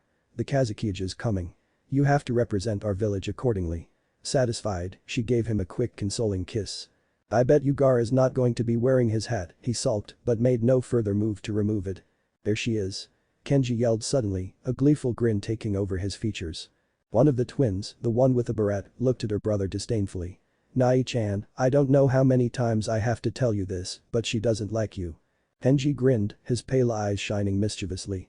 That's where you're wrong, Harumi. The other twin gave her persistent brother a blank stare. She's running away from you. Kenji waved his hand dismissively. She's just running, it's not from me. She's looking right at you. She's keeps checking to make sure you haven't seen her. I'm sure that's not the case, Hitomi. She's using her fat friend as a shield. Hey. Naruto interrupted, anxiously looking around to make sure no one had heard. Never call an Akimichi fat. I learned that the hard way. They're big-boned. Maybe you should just give Shikari-chan a little space, Kenji-kun, Hinata said softly. Give her time to appreciate your attributes. Kenji nodded in understanding. Well, I haven't talked to her all day. Do you think that's enough time? Sounds good to me. Naruto said loudly, clapping a hand on Kenji's shoulder. Go get her, son. Thanks, Tu-chan. Kenji grinned. Kissing Hinata on the cheek and ruffling his sister's hair, he quickly ran off in the same direction as the Naru girl. Wait, Kenji-kun, I don't think you should. Hinata trailed off, knowing it was futile as she watched her son disappear. That boy, admonished a voice behind her. Hinata turned, as quickly as her belly would allow. Otu-sama. Hinata-hime, Hiashi greeted. Hokage-sama. Hyuga-san. Naruto returned the greeting. Aji-san. The twins yelled, attaching themselves to the man's midsection. Now, Hiashi scolded. Just like your brother. Is this any way for Hyuga to act? But he was smiling softly. The twins grinned back, giggling. Sorry, Otu-sama, Hinata said sheepishly. They all know their manners, but my children have such strong personalities. The loud holy shit mai, hide me. Suddenly pierced the air. The Hokage and his wife sweat dropped. As did everyone in the room. He's a lady killer, that one, Ino deadpanned. Naruto's son murders females. Sai asked. Not literally, Choji explained. It's just an expression. Sounded like she was dying to me, Temari muttered. Nonsense. Lee said loudly, giving Naruto a thumbs up. The fire of youth burns strongly in both of them. They will make a wonderful couple. I don't know, Ino piped up. It seems pretty obvious that Kenji gets on her nerves. I think the Choro has a better chance. You're just saying that because that's your kid, Kiba retorted. He is not, Ino sniffed. And I'm saying that because they seem to have the prime relationship for romance. You know, best friends who are also teammates and thus are together all the time. It's just bound to happen. Tenten blinked. Does anyone else see the irony here? Choji raised a finger. Aji-san. Guess what I did yesterday? Harumi said excitedly, still attached to Hiashi's midsection. I made it up to 32 palms of the 8 trigram 64 palms. So? Hitomi retorted, letting go of her grandfather to look her sister in the eye. I made 50 bunshin yesterday. And summoned Gamakichi. What's your point? Harumi snapped, letting go of Hiashi as well. Nai-chan can summon Gamabunta. Hitomi rolled her eyes. You're just jealous because you can still only summon a tadpole. Her twin reddened. So? Who would want to summon Gamabunta anyway? He's mean. And scary, Hitomi added. The twins nodded at each other in agreement, squabble apparently dropped. Sakura's mouth dropped open. Oh my god. Those kids are beasts. 50 kg bunshin. At 8. Niji's eyebrows went up in surprise. At 9 years old, most Hyuga can only do 16 of the 64 palms. Naruto laughed, puffing out his chest in pride. Well, what do you expect? He grinned at Hinata. With parents like us, it's impossible for them to be anything but the shit. Hinata blushed, her pointer fingers pushing together. But inside, she was just as surprised as the rest of them. Okay. Naruto put a hand on each of his daughters' heads, clearly used to being the mediator in their competitive spats. We have acknowledged that you are both geniuses and the epitome of awesome. And I am very proud of both of you, Hinata added. As am I. At Hiashi's utterance, the twins beamed. Perhaps I can help you enhance your gentle fist. Without the aid of the Byakugan, it is difficult. They giggled, nodding their indigo heads vigorously. Their attention was diverted, however, once Harumi caught sight of Akamaru. Akamaru-kun. She yelled, causing Hiashi to wince. The dog, at the sight of the twins, trotted over, his tail wagging happily. Immediately, their hands were in his fur, scratching behind his ears and receiving his appreciative licks. Hitomi raised a leg, about to mount the dog and ride him around like she usually did, but Hinata immediately stopped her, noticing the scandalized look on her father's face. Not in your new kimono, Hitomi-chan, she scolded. Hitomi looked sheepish. I'm sorry, Ka-chan. We are Hyuga, not in Yazuka, Hiashi admonished. And that was most unladylike. Both the twins apologized to their grandfather, remembering how old-fashioned he was. But when Hiashi wasn't looking, Harumi whispered to Akamaru, we'll play later. Hiashi smiled slightly. Now, who wants ramen? Me. 3 voices yelled. Everyone turned to look at Naruto. He scratched his head awkwardly. You weren't asking me, were you? Hinata laughed, squeezing his hand. We'll get some later, Naruto-kun. Ramen. The twins sang, each grabbing Hiashi by the hand and leading him away eagerly. Hinata giggled as Naruto looked at their disappearing form longingly. Her light eyes made their way to the waiting dog. Akamaru-kun, she said affectionately, patting the dog on the head. Akamaru panted, leaning into her touch. Hey. Naruto said suddenly. You made it. For the second time that night, the air seemed to be sucked out of the room. It was Sasuke. He wasn't dressed up like everyone else, instead in civilian clothes, a plain black shirt and plain black pants.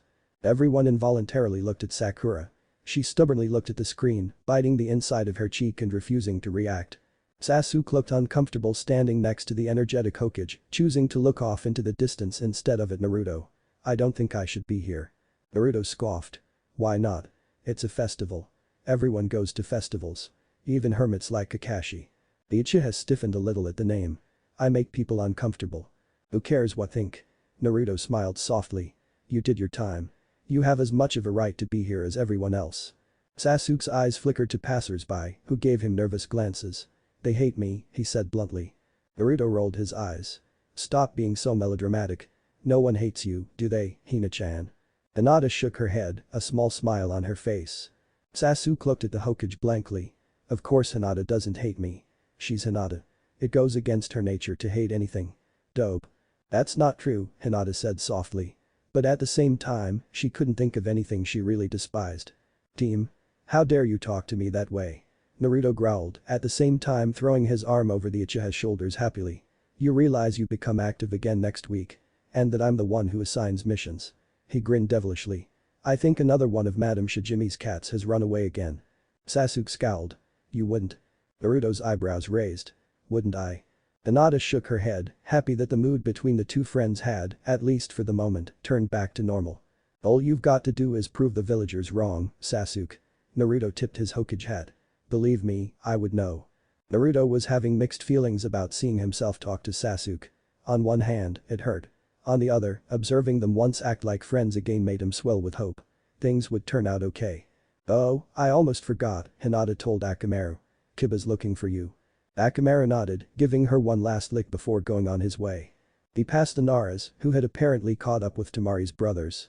Even though he was taller than her, Temari leaned on the Kazekage, her arm resting on his shoulder. Contrary to Naruto's belief, Gaara was, in fact, wearing his hat and he only looked slightly annoyed at his sister's actions. Shikamaru stood by as all of them listened to Kankuro tell them something. Temari's eyes narrowed and she smacked Kankuro in the back of the head. Kankuro hissed, automatically clutching the sore spot. "Bitch," he muttered. Temari snorted, amused that time had not changed her family's dynamic. Good times. Good times. "Who's that girl?" Sakura asked curiously. Temari looked at the girl standing behind Gaara. "Oh. That's just Mitsuri. Gaara used to teach her. She's been fangirling over him ever since. Wonder what she's doing in Konoha, though."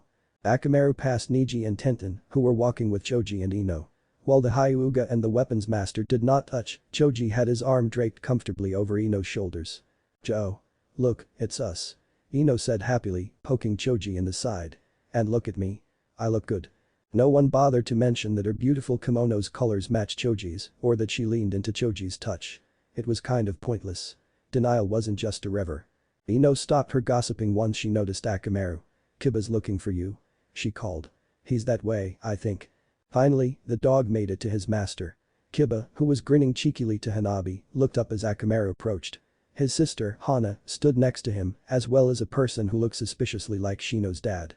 "We've been looking all over for you," Hanabi scolded lightly, patting the dog on the head.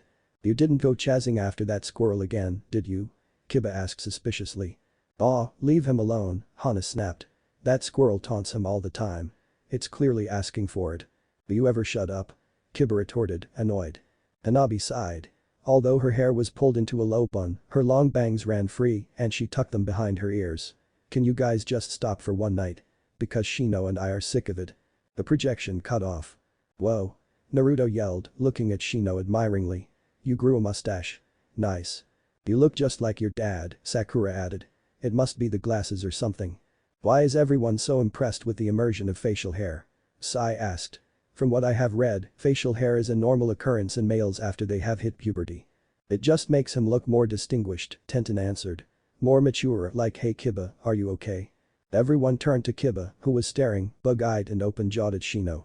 No, he was not okay. Because while everyone else was admiring Shino's new mustache, he had seen something different. He had seen Shino, holding hands with he struggled not to gag Hana. "Dude, what the fuck?" he asked wonderingly. "Out of everyone you could choose you choose Hana." Being that half of his face was covered and his hood was up and he was wearing sunglasses, it was impossible to judge Shino's reaction. Kiba was looking at him as if he had never seen him before. "You know she's a complete bitch, right?" "I hope you weren't talking about me, brat," Hana snarled, appearing in the doorway of the room with a big bowl of popcorn. Kiba just gaped. "I figured you guys might be hungry," Hana told the group, thrusting the bowl into Kiba's hands. "You've been in here for a while and I know my idiot brother's not the best host." "You're right," Sakura responded, taking the bowl from Kiba when he didn't move. "He's terrible." Hana shook her head, her ponytail swaying. "Well, there are sodas in the fridge if any of you want any." She turned to leave, but paused. "See you Thursday, Shino." "Yes," Shino answered quietly. Winking at him, Hana left the room. Everyone stared at Shino incredulously. Kiba looked like he was going to start seizing any second. Whoa. Ino laughed. Look at Shino, getting it in. Never thought I'd see the day. What the fuck, man? Kiba screeched. What was that? Hana-san requires my assistance in the disposing of fleas, Shino responded.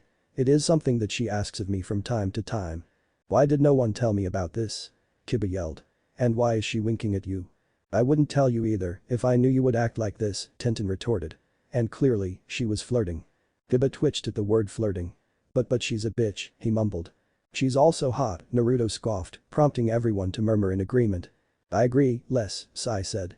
She is very aesthetically pleasing. It would be enjoyable to paint her. She's got really nice legs, Temari commented. And a decent rack, Ino added, laughing as Kiba twitched again. What, it's okay for you to talk about women this way, but you can't take it when others do. Your sister is a woman, after all. Kiba looked around dazedly, clearly one step away from a psychotic breakdown. His eyes settled on Shino. I don't even know who you are anymore, he accused. Oh, shut up. Sakura rolled her eyes. Enough of the theatrics. Who wants to go next? I'll go, Choji mumbled around popcorn. It wasn't as if his lazy friend was going to volunteer anyway. Akamaru walked over to him, offering him the orb. When Choji took it, the dog finally returned to his corner. For a second, Choji contemplated the device. Then, he filled it with chakra. Thank God. A girl exclaimed, her eyes widening in relief. You have got to help me. Choji looked bewildered. What's the matter, Tenten? Damn, girl. Ino exclaimed as Kiba catcalled. Look at you. You should really wear your hair like that more often. The projected Tenten was very different from the one sitting with him now. Her long brown hair flowed down her back, a slight wave in it, and it appeared she was wearing a little makeup. Her eyes were more defined and her lips glossy. The short vermilion dress she wore clung to her like a second skin, the V-neck showing a decent amount of cleavage, and the black pumps on her feet made her eye to eye with Choji. Frankly, I don't see a point, Tenten retorted. Long hair can easily be used against you in battle. I think it's dumb not to secure it. She paused, shrugging sheepishly at Niji. Sorry, Put and Pop. Niji did not answer, his gaze pointedly fixed on the Tenten in the projection. Niji, Tenten tried again, snapping her fingers in his face when he didn't respond. He looked at her in surprise. I'm over here, she smirked. Niji flushed, averting his eyes. Long hair is kind of a stupid idea, Temari mused. Come to think of it, what kind of ninja wears orange? Obviously the best kind, Naruto scoffed. It was clear that the two were in a bar, as many people sat at tables, drinks in hand. Tenten grabbed Choji by the arm, leading him to the bar. What's the matter is that I put on my hooker heels for this. She didn't explain, but she didn't have to. Slumped over on her stool was Ino, her blonde hair hanging around her face in sweaty strings. And sitting next to her was Sakura, still in her medic uniform, taking a shot of something so strong, Choji could smell it despite the musky scent of the bar. And in between both of them, an impressive collection of bottles and shot glasses. Whoa. Kiba's eyebrows went up. Rough night. Ino gaped. Forehead. How could you let me go out in public looking like that? You? Sakura retorted. How could you let me go out like that? What the hell is wrong with my hair? Future Sakura's hair had clearly been hacked off, pieces of it at different lengths, some of the shorter pieces sticking up tragically. Ino looked over her shoulder, her eyes red. At the sight of Choji, a dopey smile appeared on her face. Choji. She said loudly, standing up wobbly and tripping in her own heels. Choji caught her as she fell into him. He gave her a pained expression. What are you doing here, Ino? Ino rolled her eyes exaggeratedly. It's girls' night out. She exclaimed, throwing her arms in the air and almost falling again. No boys allowed. She squinted at him. But you can come, I guess. Hinata wait, where's Hinata? Mission, Sakura slurred. Yeah, that's right. Well, you can be Hinata. She looked around conspiratorially, putting a finger to her lips. SHHHHH. Don't tell anybody. Okay. Okay, Choji agreed, leading her back to her seat. He glanced at the alarming amount of alcohol that had been consumed. He looked back to Tenten, who was apparently the only one sober. Did they really drink all of these? Tenten nodded, pointing to a few of the bottles. Well, technically Ino only drank those. The rest are Sakura's. Wow, Sakura, Naruto commented. Those are a lot of drinks. Sai cocked his head. This is what one would call alcoholism, is it not, ugly? Shut up, Sakura snarled. I'll have all of you know that as a medic, my body has been trained to metabolize poisons quickly. So you need a lot to even get buzzed, Shikamaru responded. Sakura nodded. Why do you think that Shishu drinks so much? Alcoholic, they all said in unison. Sakura flushed angrily. Fine. Why do you think she drinks so much and still stays sober? They all paused at that. Makes sense, Tenten murmured. Why are you drinking so much? Choji asked. Ino scoffed. Duh. Men. They act like they care, but really they just want to steal our hearts so that they can stomp on them. Bastards. Choji cringed at her volume, but Sakura just raised her beer in silent agreement. We do this every week, Tenten sighed, but it's never like this. If Temari was here, she'd know what to do. But me, I have no clue. I wouldn't have come if I had known that these two would be such Debbie Downers. Hinata. Ino laughed loudly at her own joke. Come have a little drinky with us. She waved the sake bottle at Choji in a way she thought was temptingly, but really just sprayed liquid onto her blue dress. Choji took the bottle from her, but just set it down out of her reach. I think it's time to go home, Ino. Ino pouted, struggling in vain as he grabbed her by the waist. No. He turned back to Tenten.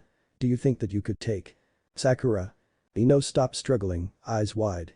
Oh ho ho ho. Sakura recoiled at the sound of the voice. Go away. Both Choji and Tenten looked confused at Kakashi's sudden appearance.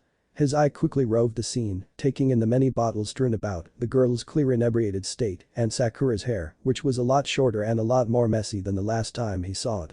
Sakura. I done wanna hear it, she snapped, gesturing to the bartender. When he came over, she slurred, give more. I don't think that's a good idea, the man told her. More? Sakura growled, slamming the bills onto the countertop. I got some money. Mitarashi Anko appeared over Kakashi's shoulder. An eyebrow raised. I'm assuming this puts a hold on our plans. Kakashi exhaled slowly. Yeah. Sorry, he responded, not sounding apologetic at all. Anko looked unperturbed, her eyes scanning the room. They lit up when they settled on someone. Oi, Iruka. She called. How would you like to hey? Where are you going? Choji and Tenten looked at each other awkwardly. A feral grin took over Anko's face. Slowly, her tongue ran over her teeth. I love it when they run. As she stalked off, looking very much like a predator going after her prey, a distinct shiver went down the sober shinobi's spines. I don't know if we've ever said this, Kiba said conversationally, but that woman is fucking crazy. Just thought I'd put that out there. Poor Iruka-sensei, Naruto shuddered. Just as one more, Sakura growled, glaring at the bartender. But the bartender, who was used to serving shinobi, was not intimidated and he glared back. Just give it to her. Everyone's attention was suddenly on Kakashi, whose gaze was suddenly intense. She'll just get it from someone else anyway. The bartender paused, considering. But, scoffing, he filled a shot glass to the rim with whatever it was Sakura had been drinking. Okay, but she ain't my responsibility. Kakashi picked it up and set it in front of Sakura without spilling a drop. Sakura looked at him suspiciously, eyes never leaving his as he sat down on Ino's vacated stool. I'm not sorry about what I did, Kakashi said bluntly. And neither are you. She didn't respond, knocking the shot back without a grimace. We should go, Ino told Choji in what she probably thought was a whisper. They have had a talk. Kakashi turned his head, startling Ino. I'll make sure she gets home. Are you sure? Tenten asked. I have to head that way anyway. I'm sure. His eye smiled, but there was no humor in it. He raised a hand in salute. Have a nice night. Sakura scowled. Listen, you. And that's our cue to leave, Tenten said hurriedly, pushing Ino and Choji towards the exit. Shit is about to go down, and we don't want to be anywhere near the vicinity when it happens. Wow, Sakura-chan, you sure are mad, Naruto commented. Sakura scoffed. Of course I'm mad. That bastard used his Sharingan on me. Not cool. I think she's more mad that he stopped her from killing Sasuke, Temari murmured to Hinata. Hell, I would be too. Hinata nodded solemnly. Once safely outside the crowded bar, Tenten turned to Choji. I have to go in the opposite direction. Got her? Choji nodded, but Ino pushed his arm off of her. Why is everyone treating me like a child? She asked loudly. Tenten looked at her blankly. You're drunk, Ino. Ino scoffed. Yeah, but that doesn't mean that I'm an invalid. I can still walk. She promptly turned on her heel, making it a good 2 feet before almost falling on her face. You sure can, Ino, Tenten snorted. I'll see you two later. I've got a Hyuga to bug. And with that, she quickly darted out of sight, even in stilettos. And by bug, she means bang, Ino laughed. Ino sniggered, her amusement compounding by the second at the sight of Tenten's face. Man, I'm funny. Ino, Tenten snarled warningly. She glanced at Niji, who was still watching the projection impassively. What's the matter with you? Didn't you hear what she just said? No, Niji said coolly. I believe my eternal rival was too focused on your choice in footwear to pay attention to other details, Lee piped up cheerfully. You like my hooker heels? Tenten deadpanned. What, do you have a foot fetish or something? Niji finally reacted, his face flushing a deep red. Tenten, he said warningly. Cause you know, I'm cool with that. Tenten grinned. I don't have that exact pair, but I can go get them for you. Niji twitched. Tenten. Hey, any of you up for shoe shopping tomorrow? Tenten asked the Kunoichi. I'm game, Temari responded. What kind of question is that? Ino scoffed. Duh. Can we make it later in the afternoon? Hinata asked softly. I have a clan meeting to attend. Better make it tomorrow evening, Sakura said. I don't get out of the hospital until. Tenten. Niji yelled, startling everyone in the room. I do not have a foot fetish. Tenten looked at him wide-eyed, amazed that the usually distinguished prodigy had lost his composure. Then, she huffed, looking away. Fine. I guess that means you don't want to see my fishnet collection, then. Niji exhaled slowly. No. I do not want to see your weight, what? Here you go, Sai said suddenly, holding up a page from his sketchbook. A long-haired Tenten in a short red dress and tall heels looked back seductively. Hells yeah. Tenten exclaimed, reaching over to take the offered page. I like you more and more, Billy shirt. Sai smiled creepily. Oh, look, Sakura commented, pointing back to the projection. I think you've given up on walking, pig. It seemed that future Choji had decided to give future Ino a piggyback ride. Her arms circled his neck, her heels hanging from her fingers loosely. Why were you guys drinking so much? Choji asked, locking his hands under her thighs to ensure she wouldn't fall off. Ino giggled, a sure sign of the alcohol coursing through her veins. Although she was nowhere near as gone as Sakura, she was definitely inebriated. And a drunk Ino was a talkative Ino. Or, to be exact, a more talkative Ino. She's still upset about that asshole Sasuke, she sighed, wiggling her toes absently. Her heart is broken. But what can you do? It's only been a week. What did he do? Choji asked. But Ino babbled on, not hearing him. Or possibly ignoring the question. You know that train wreck that is her hair? Yeah, she did that to herself. Today. I told her, I said, why didn't you let me help? Because in all honesty, what she has going now is not helping matters with her ginormous forehead. You know what? I like to tease her about it, but it's not really that big. It's kind of endearing. She paused. Choji, I think my ass is hanging out. Choji rolled his eyes. Why are you wearing such a short dress? Ino scoffed, as if his question was stupid. To get a man, of course. You know, Sakura's all heartbroken, but she really shouldn't be. I'm pretty sure that Kakashi-sensei likes her. I just don't think either of them knows it yet. But they've been having these one-on-one training sessions. And Sakura even told me that he paid for her lunch one time, even though he never pays for anything. She paused. Wait, what was I talking about? Why your dress is so short, Choji replied, trying to keep up with Ino's drunken mind. Oh. Ino slumped further onto Choji, her chin resting on his shoulder. Well, forehead may have a chance at love, but I don't. Choji turned his head slightly, appalled. What are you talking about, Ino? Any guy would be lucky to have you. Ino laughed humorlessly. Yeah. Tell that to Genma. Choji was too shocked to answer. He hadn't seen that coming at all. You know what? When I first started seeing him, I thought it was just for fun. Nothing serious. But then he would say things that made me feel so special. I've never felt special before. I thought that I had finally found someone who would actually appreciate me. But no. I go into that bar and see him playing tonsil hockey with some random girl. And then when he noticed me, he had the nerve to ask me if we were still on for Thursday. Her lip trembled. Choji didn't know what to say. Ino. I'm not a whore, Choji. Tears were cascading down her face now, hitting Choji's shoulder like little raindrops. Choji stopped walking, his chest suddenly hurting. No one thinks you are. Yes they do, she choked. They see my blonde hair and short skirts and assume I'm open for business. Well then they don't deserve you, Choji snapped, surprising both of them with his sudden anger. Ino blinked in confusion. They don't deserve you, he said again, quieter. Ino smiled, sniffing. She tightened her grip on his neck in a makeshift hug, kissing the side of his forehead. I love you, Cho. Choji felt his heart stop. He stared disbelievingly at the ground. You're the best friend a girl could have, she sighed into his hair. Way better than that Bakameru. Where is he, anyway? And there it was. He ignored the sinking feeling in his heart, deciding that now was as good a time as any. You know where he is. Listen, Ino. I think I'm going to be sick, Ino mumbled, scrambling off of him and barely making it to someone's flower before emptying the contents of her stomach. Choji followed, dutifully holding her hair out of the way. The projection cut off. Wow, Naruto said. That was intense.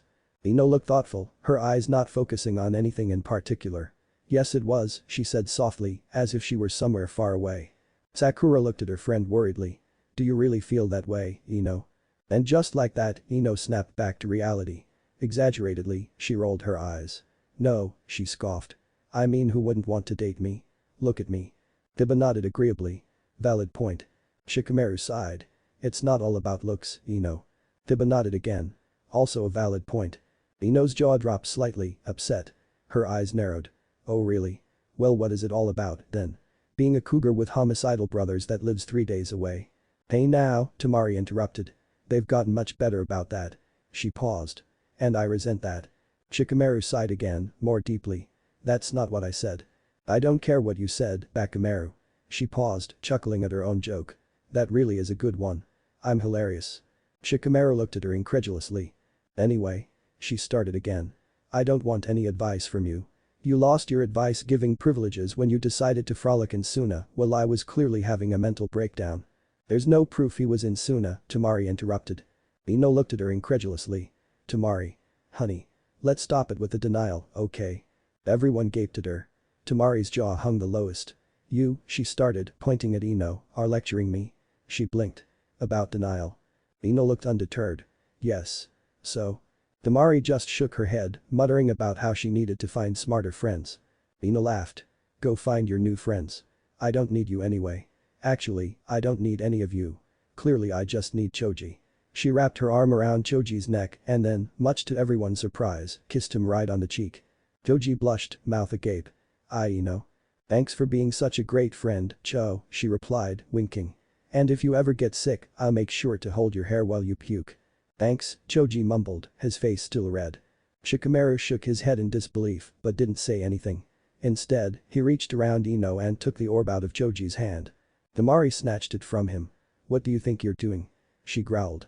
Shikamaru looked at her as if she had grown another head. It's my turn, he said slowly, as if he were talking to a child. A very special child. Everyone else has gone. Yeah, well you're not. Temari glared. I think I've been embarrassed enough tonight. For a full minute they had a full-out stare down, neither backing off. Everyone else watched amusedly. You know, Shikamaru began, I hate to say I told you so, but I did warn you. And you still made me agree. Cerulean eyes flashed. Teeth ground together. But Temari smashed the orb into the Nara's awaiting palm, biting her tongue. Bastard. Shikamaru looked nonchalant, but in reality, he was just as worried as Temari was. He had never seen himself so animated before. Clearly sex was as great as everyone made it out to be. However, watching himself having it was awkward. Watching it with a female lead whom he still wasn't sure how he felt about yet was really awkward. But watching it with all of his friends too. Not even remotely on his list of favorite things to do. So, filling the orb with chakra, he silently vowed to shut off the projection if Temari decided to make an appearance. Shikamaru huffed, wiping the sweat out of his eyes with a dusty hand. He was exhausted, having made a 3-day trip in 2 days, and he was beyond dirty, covered in sweat and grime, with sand hiding in crevices he didn't even know he had. All he wanted to do was find some obscure place to take a nap, but he continued his way up to the gates purposefully. He was on a mission. The guards, who had spotted him from a distance, waved at him good-naturedly and let him through the gates without a hassle. See? Ino smirked. Suna. Temari didn't respond, seeing as future Shikamaru was most definitely in Suna. She could see the hills of endless sand and she also recognized the guards. One thing did bother her, though. Why are the guards just letting him in? She snapped. It is procedure to check the papers of any foreigners entering the village. Maybe they were just lazy, Kiba replied. Or maybe, Sakura said thoughtfully, they recognize him. That shouldn't matter, Temari said stubbornly. Everyone knows who I am here and I still have to show my papers. Maybe it has something to do with the fact that he's dating the Kazukiya's sister, Tenten whispered to Niji sarcastically. Just a guess. Immediately, Shikamaru made his way towards the Kazukiya tower, climbing the steps quickly and making his way over to the receptionist's desk. She looked up in surprise. I need to see the Kazukiya, he huffed. The woman blinked but looked down at her planner. Is he expecting you? No. The woman's mouth set into a frown, her brown eyes narrowing. Well then, you'll have to make an appointment, Nara-san. Shikamaru sighed, resisting the urge to snap at the girl. Ever since Mitsuri began dating Gaara, she began taking the job of managing his affairs way too seriously. Is he busy now? Mitsuri's frown deepened. Well, he's not in a meeting now, but he's the Kazukiya, of course he's busy. Where do you think you're going? She yelled, scrambling after the Nara, who had promptly walked towards Gaara's office. Shikamaru turned on his heel, looming over the small woman. I don't know if you heard me the first time, he said, clearly annoyed. But I need to see the Kazukiage. And leaving Mitsuri gaping at him, Shikamaru knocked on the door. Geez, Shikamaru, Naruto commented. What bit you in the butt? Really? Sakura agreed. I don't think I've ever seen you so mean before. Temari silently agreed. That boy was too lazy to give a damn about anything. What could he possibly have to talk to Gaara for? Shikamaru merely shrugged, eyes to the ceiling and the tips of his ears pink. Without waiting for an invitation, Shikamaru opened the door. Kankuro and Gaara, at the sudden intrusion, looked up from the papers they were going over. Kazuki-sama, Shikamaru greeted shortly, bowing slightly. Kankuro-san. Yo, Kankuro greeted confusedly. Mitsuri tittered behind Shikamaru nervously. I told him, Kazuki-sama. I told him that he needed an appointment and that you were busy. It's okay, Mitsuri, Gaara said quietly, reassuring the distressed girl. Can you shut the door on your way out, please? Mitsuri nodded, a slap-happy grin on her face as she did as she was told. Gaara's cerulean eyes met the Nara's. What is it I can do for you, Shikamaru? Temari started a bit. It was a little weird seeing Shikamaru and her brothers on such good terms. For the Nara to burst into the offices without warning and not be reprimanded, the three must have been really good friends. It was a startling realization to say the least. Shikamaru suddenly didn't look so determined anymore. He fumbled for the piece of paper being kept in his vest pocket, handing it to the youngest Sand sibling. If Gaara had eyebrows, they would have been raised. A cake recipe, he deadpanned. Shikamaru scratched the back of his head awkwardly. Tsunade mentioned how much you enjoyed my mom's cake, so I was sent to give it to you. Kankuro guffawed. Dude, that is the shittiest excuse I have ever heard. He grinned. But you're out of luck. Temari's not here. She is on a mission, Gaara continued. While he did not outright laugh like his older brother, his eyes betrayed his amusement. She's not expected back for 2 more days. Shikamaru shook his head. I didn't come here for her. I wanted to talk to you too. Kankuro's brows furrowed as the conversation suddenly turned serious. About what? Nara shifted his weight, clearly uncomfortable. I want to marry Temari, and I wanted to ask for your blessings. Temari's mouth dropped, eyes wide. She looked unbelievingly at the Shikamaru on the screen, as well as the one sitting next to her. While everyone else in the room seemed surprised at this sudden happening, Shikamaru did not. Clearly his brilliant mind had deduced this outcome the moment he saw himself foregoing a nap to talk to Gaara. Called it, Ino grinned, winking at the tune-in that were slowly getting more and more red. Temari paid her no mind, continuing to gape. The brothers stared blankly at him. To his credit, Shikamaru did not wither under their stares. Finally, Kankuro spoke. You didn't accidentally get her pregnant, did you? Shikamaru paled. No. Kankuro still looked perplexed. And you still want to marry her? Why? What the hell is that supposed to mean? Temari growled, knocked out of her reverie. When I get home, that asshole's getting it.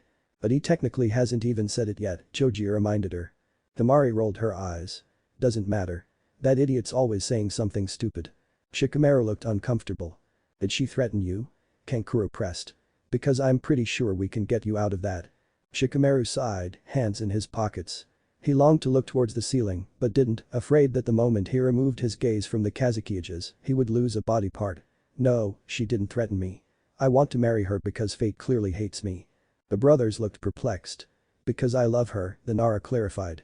The blank look then made its way onto both of their faces and Shikamaru began to lose his battle against fidgeting. Suddenly, the door to the office slammed open. Temari, sweaty and covered in dirt, grime, and copious amounts of unidentifiable substances, marched in, much to Mitsuri's dismay. Her hair was plastered to her skull in some places, and while she didn't necessarily smell bad, she definitely smelled like outside, like battle. I tried to tell her that you were in a meeting, Mitsuri told Gaara helplessly, but she wouldn't listen. It's okay, Gaara said, a smirk tugging at the edges of his lips. Please close the door on your way out, Mitsuri. Mitsuri nodded, closing the door happily.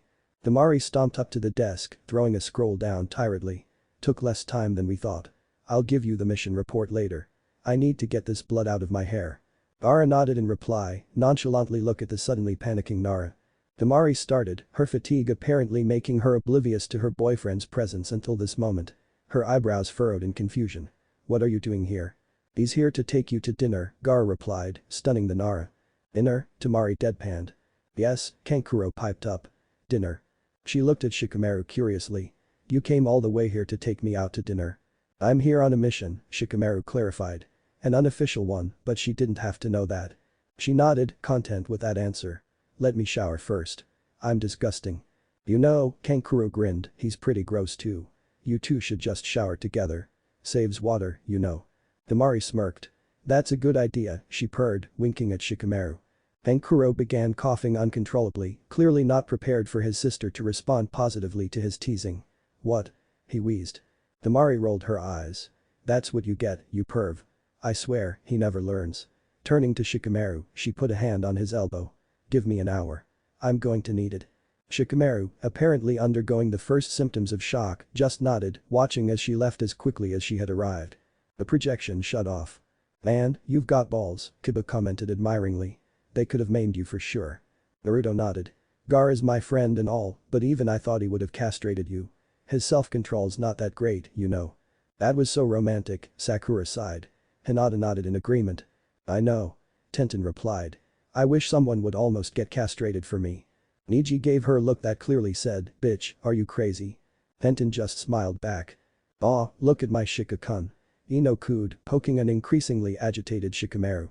Going out of his way. For a woman. Of course. Lee exclaimed.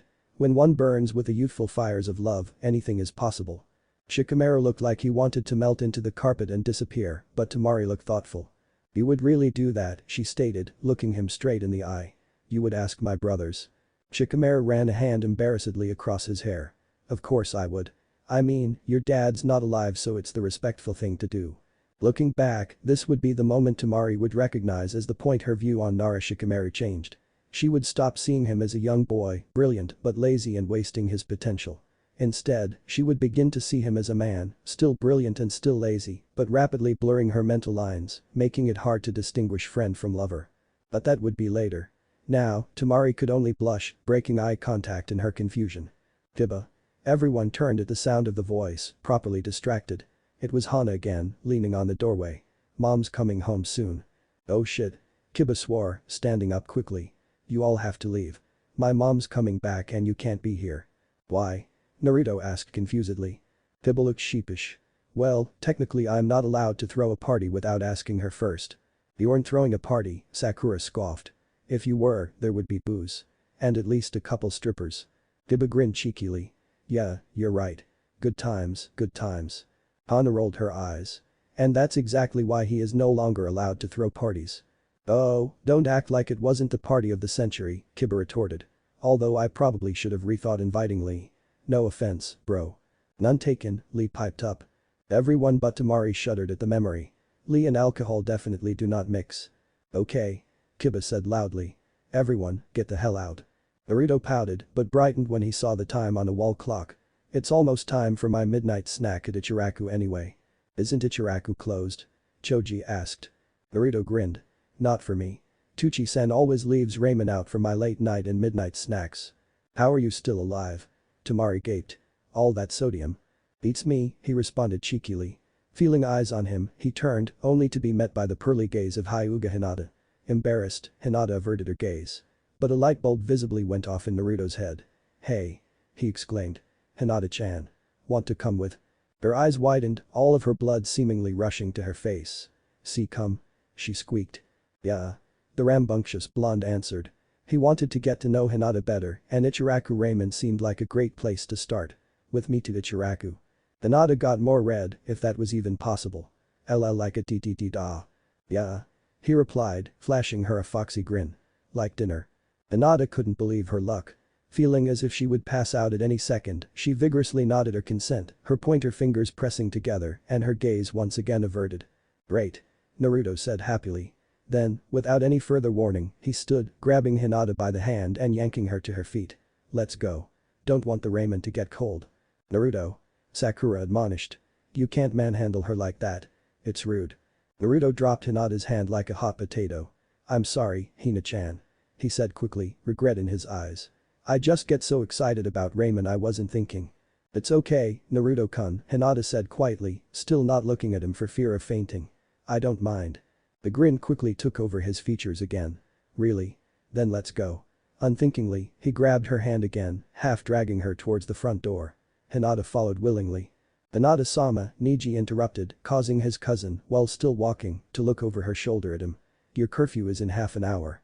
In other words, it would not be wise for you to go. But Hinata's feet still moved, her hands still captured in Naruto's. And when she finally made it out of the front door, she reached out to shut it. Niji stared at the door disbelievingly. She ignored me, he stated, completely shocked. Of course she did, Tenten snorted. Leave the girl alone. You can't block her forever. Niji looked at her in dismay. Tenten. Yes, Munchkin. She responded, her facial expression feigning innocence. If he were a lesser man, Niji's teeth would be ground together in frustration. But as it was, he was not. He was a Hyuga. Exhaling slowly, he said, we should leave, lamb chop. Before Kiba gets in trouble. Ino snorted, finding it hard to control her mirth. Tenten nodded, standing. That's a good idea, Snuggles.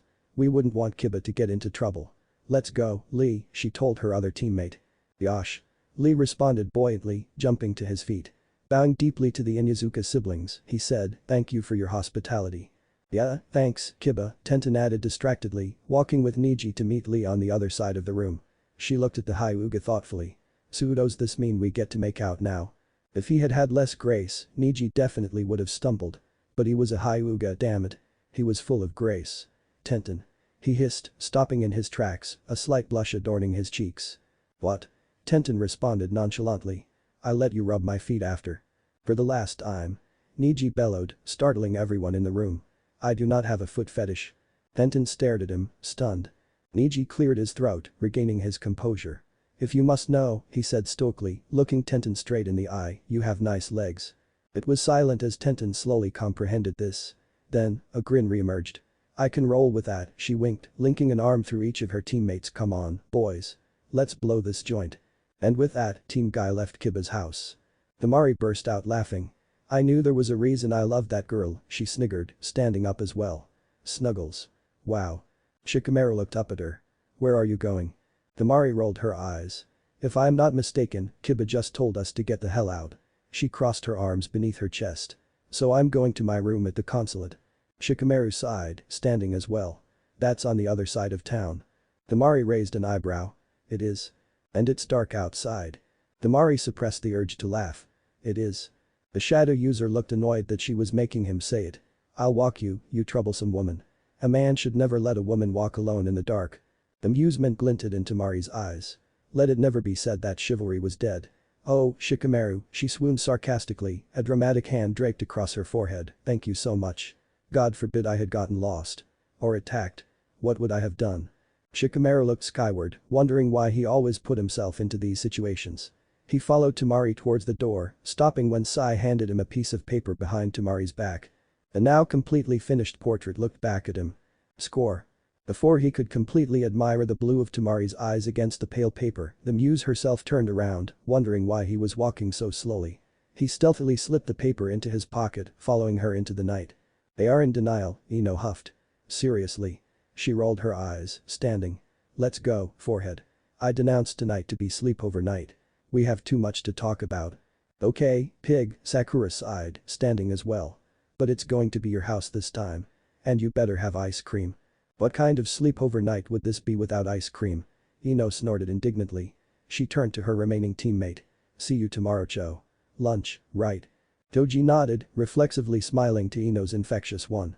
Thanking the Inyazukas for their hospitality, the two girls left, leaving only Choji, Shino, and Sai. We should leave as well, Shino said quietly, prompting the other two to stand along with him. Yeah, Choji responded, scratching his head. We can walk together, since we all live in the same general direction. He paused. I think. Where do you live again, Sai? Sai smiled creepily in response. Toji looked weirded out. Ooh, okay. Whatever. We'll just head out. Thanks for having us, Kiba. Yes, Shino added, bowing his head slightly. And thank you as well, Hana-san. Oh. Hana smiled, wrapping one of her bangs around her finger. No problem, Shino-kun. Kiba nearly gagged at the sudden spike in his sister's pheromones. Really? He shrieked childishly. Really now? Choosing to ignore Kiba's outburst, the three remaining shinobi nodded their goodbyes and then exited the house. Kiba turned to his sister. Really? He shouted, clearly on the verge of having a mini tantrum. Hana shook her head. Shut up, brat. You're just a puppy. You'll understand when you're older. Kiba gasped. He crossed his arms, looking in the opposite direction of his sister. I am not a puppy, he sulked, clearly insulted. If you say so, Kiba, Hana laughed, mussing his hair. Suddenly, she noticed a blue orb sitting on the carpet. Hey, what's that? Kiba and Akamaru shared a knowing look. Nothing, he responded, picking it up. Ino must have left it. I'll give it to her tomorrow. Hana shrugged, yawning. Well, I'm going to bed. She turned. Oh, and this room's a mess.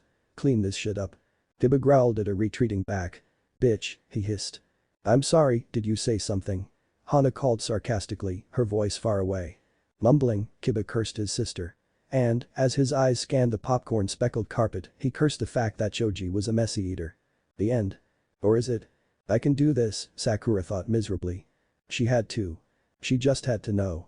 Ino had tried to convince her to go buy her own copy, but even if Sakura could find a merchant willing to sell it to her, she didn't think she would be able to stand the shame. For this reason, she had been following her former sensei around all day as he meandered about, oblivious to the world as he giggled into that stupid book of his. A stupid book that Sakura needed. She jumped quietly onto another branch as she watched Kakashi somehow dodge a group of rambunctious academy students without once looking up. She knew very well that she couldn't take it from him, there was no way he would allow that to happen. The only option left was asking to borrow it, and that was just as embarrassing as buying the book herself. Sakura froze in her tree-jumping escapade, noticing for the first time that her target had stopped walking, and holy shit, he was looking right at her. Sakura, Kakashi called, cocking his head to the side in question. Why have you been following me all day? Embarrassed, Sakura jumped out of the tree, landing in front of the calm Jounin. She looked at her feet, Kakashi's presence adding to the awkward feeling in her gut. Stupid future-telling orb. Sakura. Kakashi prompted again, causing the roseate girl to shyly look up into his masked face. Sakura fidgeted under her sensei's gaze. I was wondering if you could do me a favor, Kakashi-sensei. His visible eye turned into a half-moon. Depends on what it is, Sakura-chan. I want to borrow Icha tactics, she said hurriedly, before she could second-guess herself. Kakashi paused at that, her request apparently throwing him for a loop. He had expected that she wanted a training session, or maybe that she was here again to try to convince him to take his yearly physical, but he hadn't expected that. Icha is for adults, Sakura, he responded, his tone carefully blank. I am an adult, Sakura huffed, forgetting her embarrassment in favor of feeling indignant. I've been an adult since I became a genin. Kakashi continued to observe her, nothing about him betraying his feelings. Sakura struggled not to shrink back at his scrutiny. Finally, his half-moon eye was back. Okay. Really? Sakura breathed unbelievingly. In response, the copy nin held out the book to her. Slowly, Sakura reached out, her fingers closing around the novel. The moment had finally come. She no longer had to wonder. Shakily, she opened to page 134. Immediately, every drop of blood in her body migrated to her face. Involuntarily, her jaw dropped in astonishment, head turning sideways to view the illustration at another angle. She was pretty sure she would have to dislocate her own arm for that. Ah, Kakashi said, a smile in his voice. That's one of my favorite parts. Sakura shrieked, immediately jumping away from the copy nin, the book flying into the air. When had he gotten there? She thought frantically. He had been in front of her, but with no warning he had appeared behind her, reading over her shoulder, so close that she could feel the vibrations as he spoke shiver against her back. So close that his breath brushed her neck, causing the fine hairs to stand on end. Kakashi easily caught his beloved book, clearly amused that he had caught her off guard. Sakura breathed heavily, her heart still crashing against her ribs. She started tentatively. She swallowed. Is that even possible? Oh yes, Kakashi answered seriously. You have to have perfect chakra control, but it's possible. Sakura's heart stopped. She had perfect chakra control. Abort mission. Abort mission. Her ninja senses screamed at her. And, for once in her life, Sakura didn't think twice about listening. See you later, Kakashi-sensei, she squeaked, dashing out of there like she was Naruto, and she had just been told Ramen was on clearance. Kakashi watched confusedly as his former student disappeared in a cloud of dust. He scratched his head in bewilderment, wondering if Sakura was merely pumsing again. But, shrugging the whole strange incident off, he reopened his book to his previous spot, giggling. What if everyone sees Naruto's future NaruHina? And thanks for watching my video till the end. If you enjoy this content, then do consider subscribing to my channel, and leave a like if you guys need the next part, comment down, and thanks for watching the video and see you guys in the next video.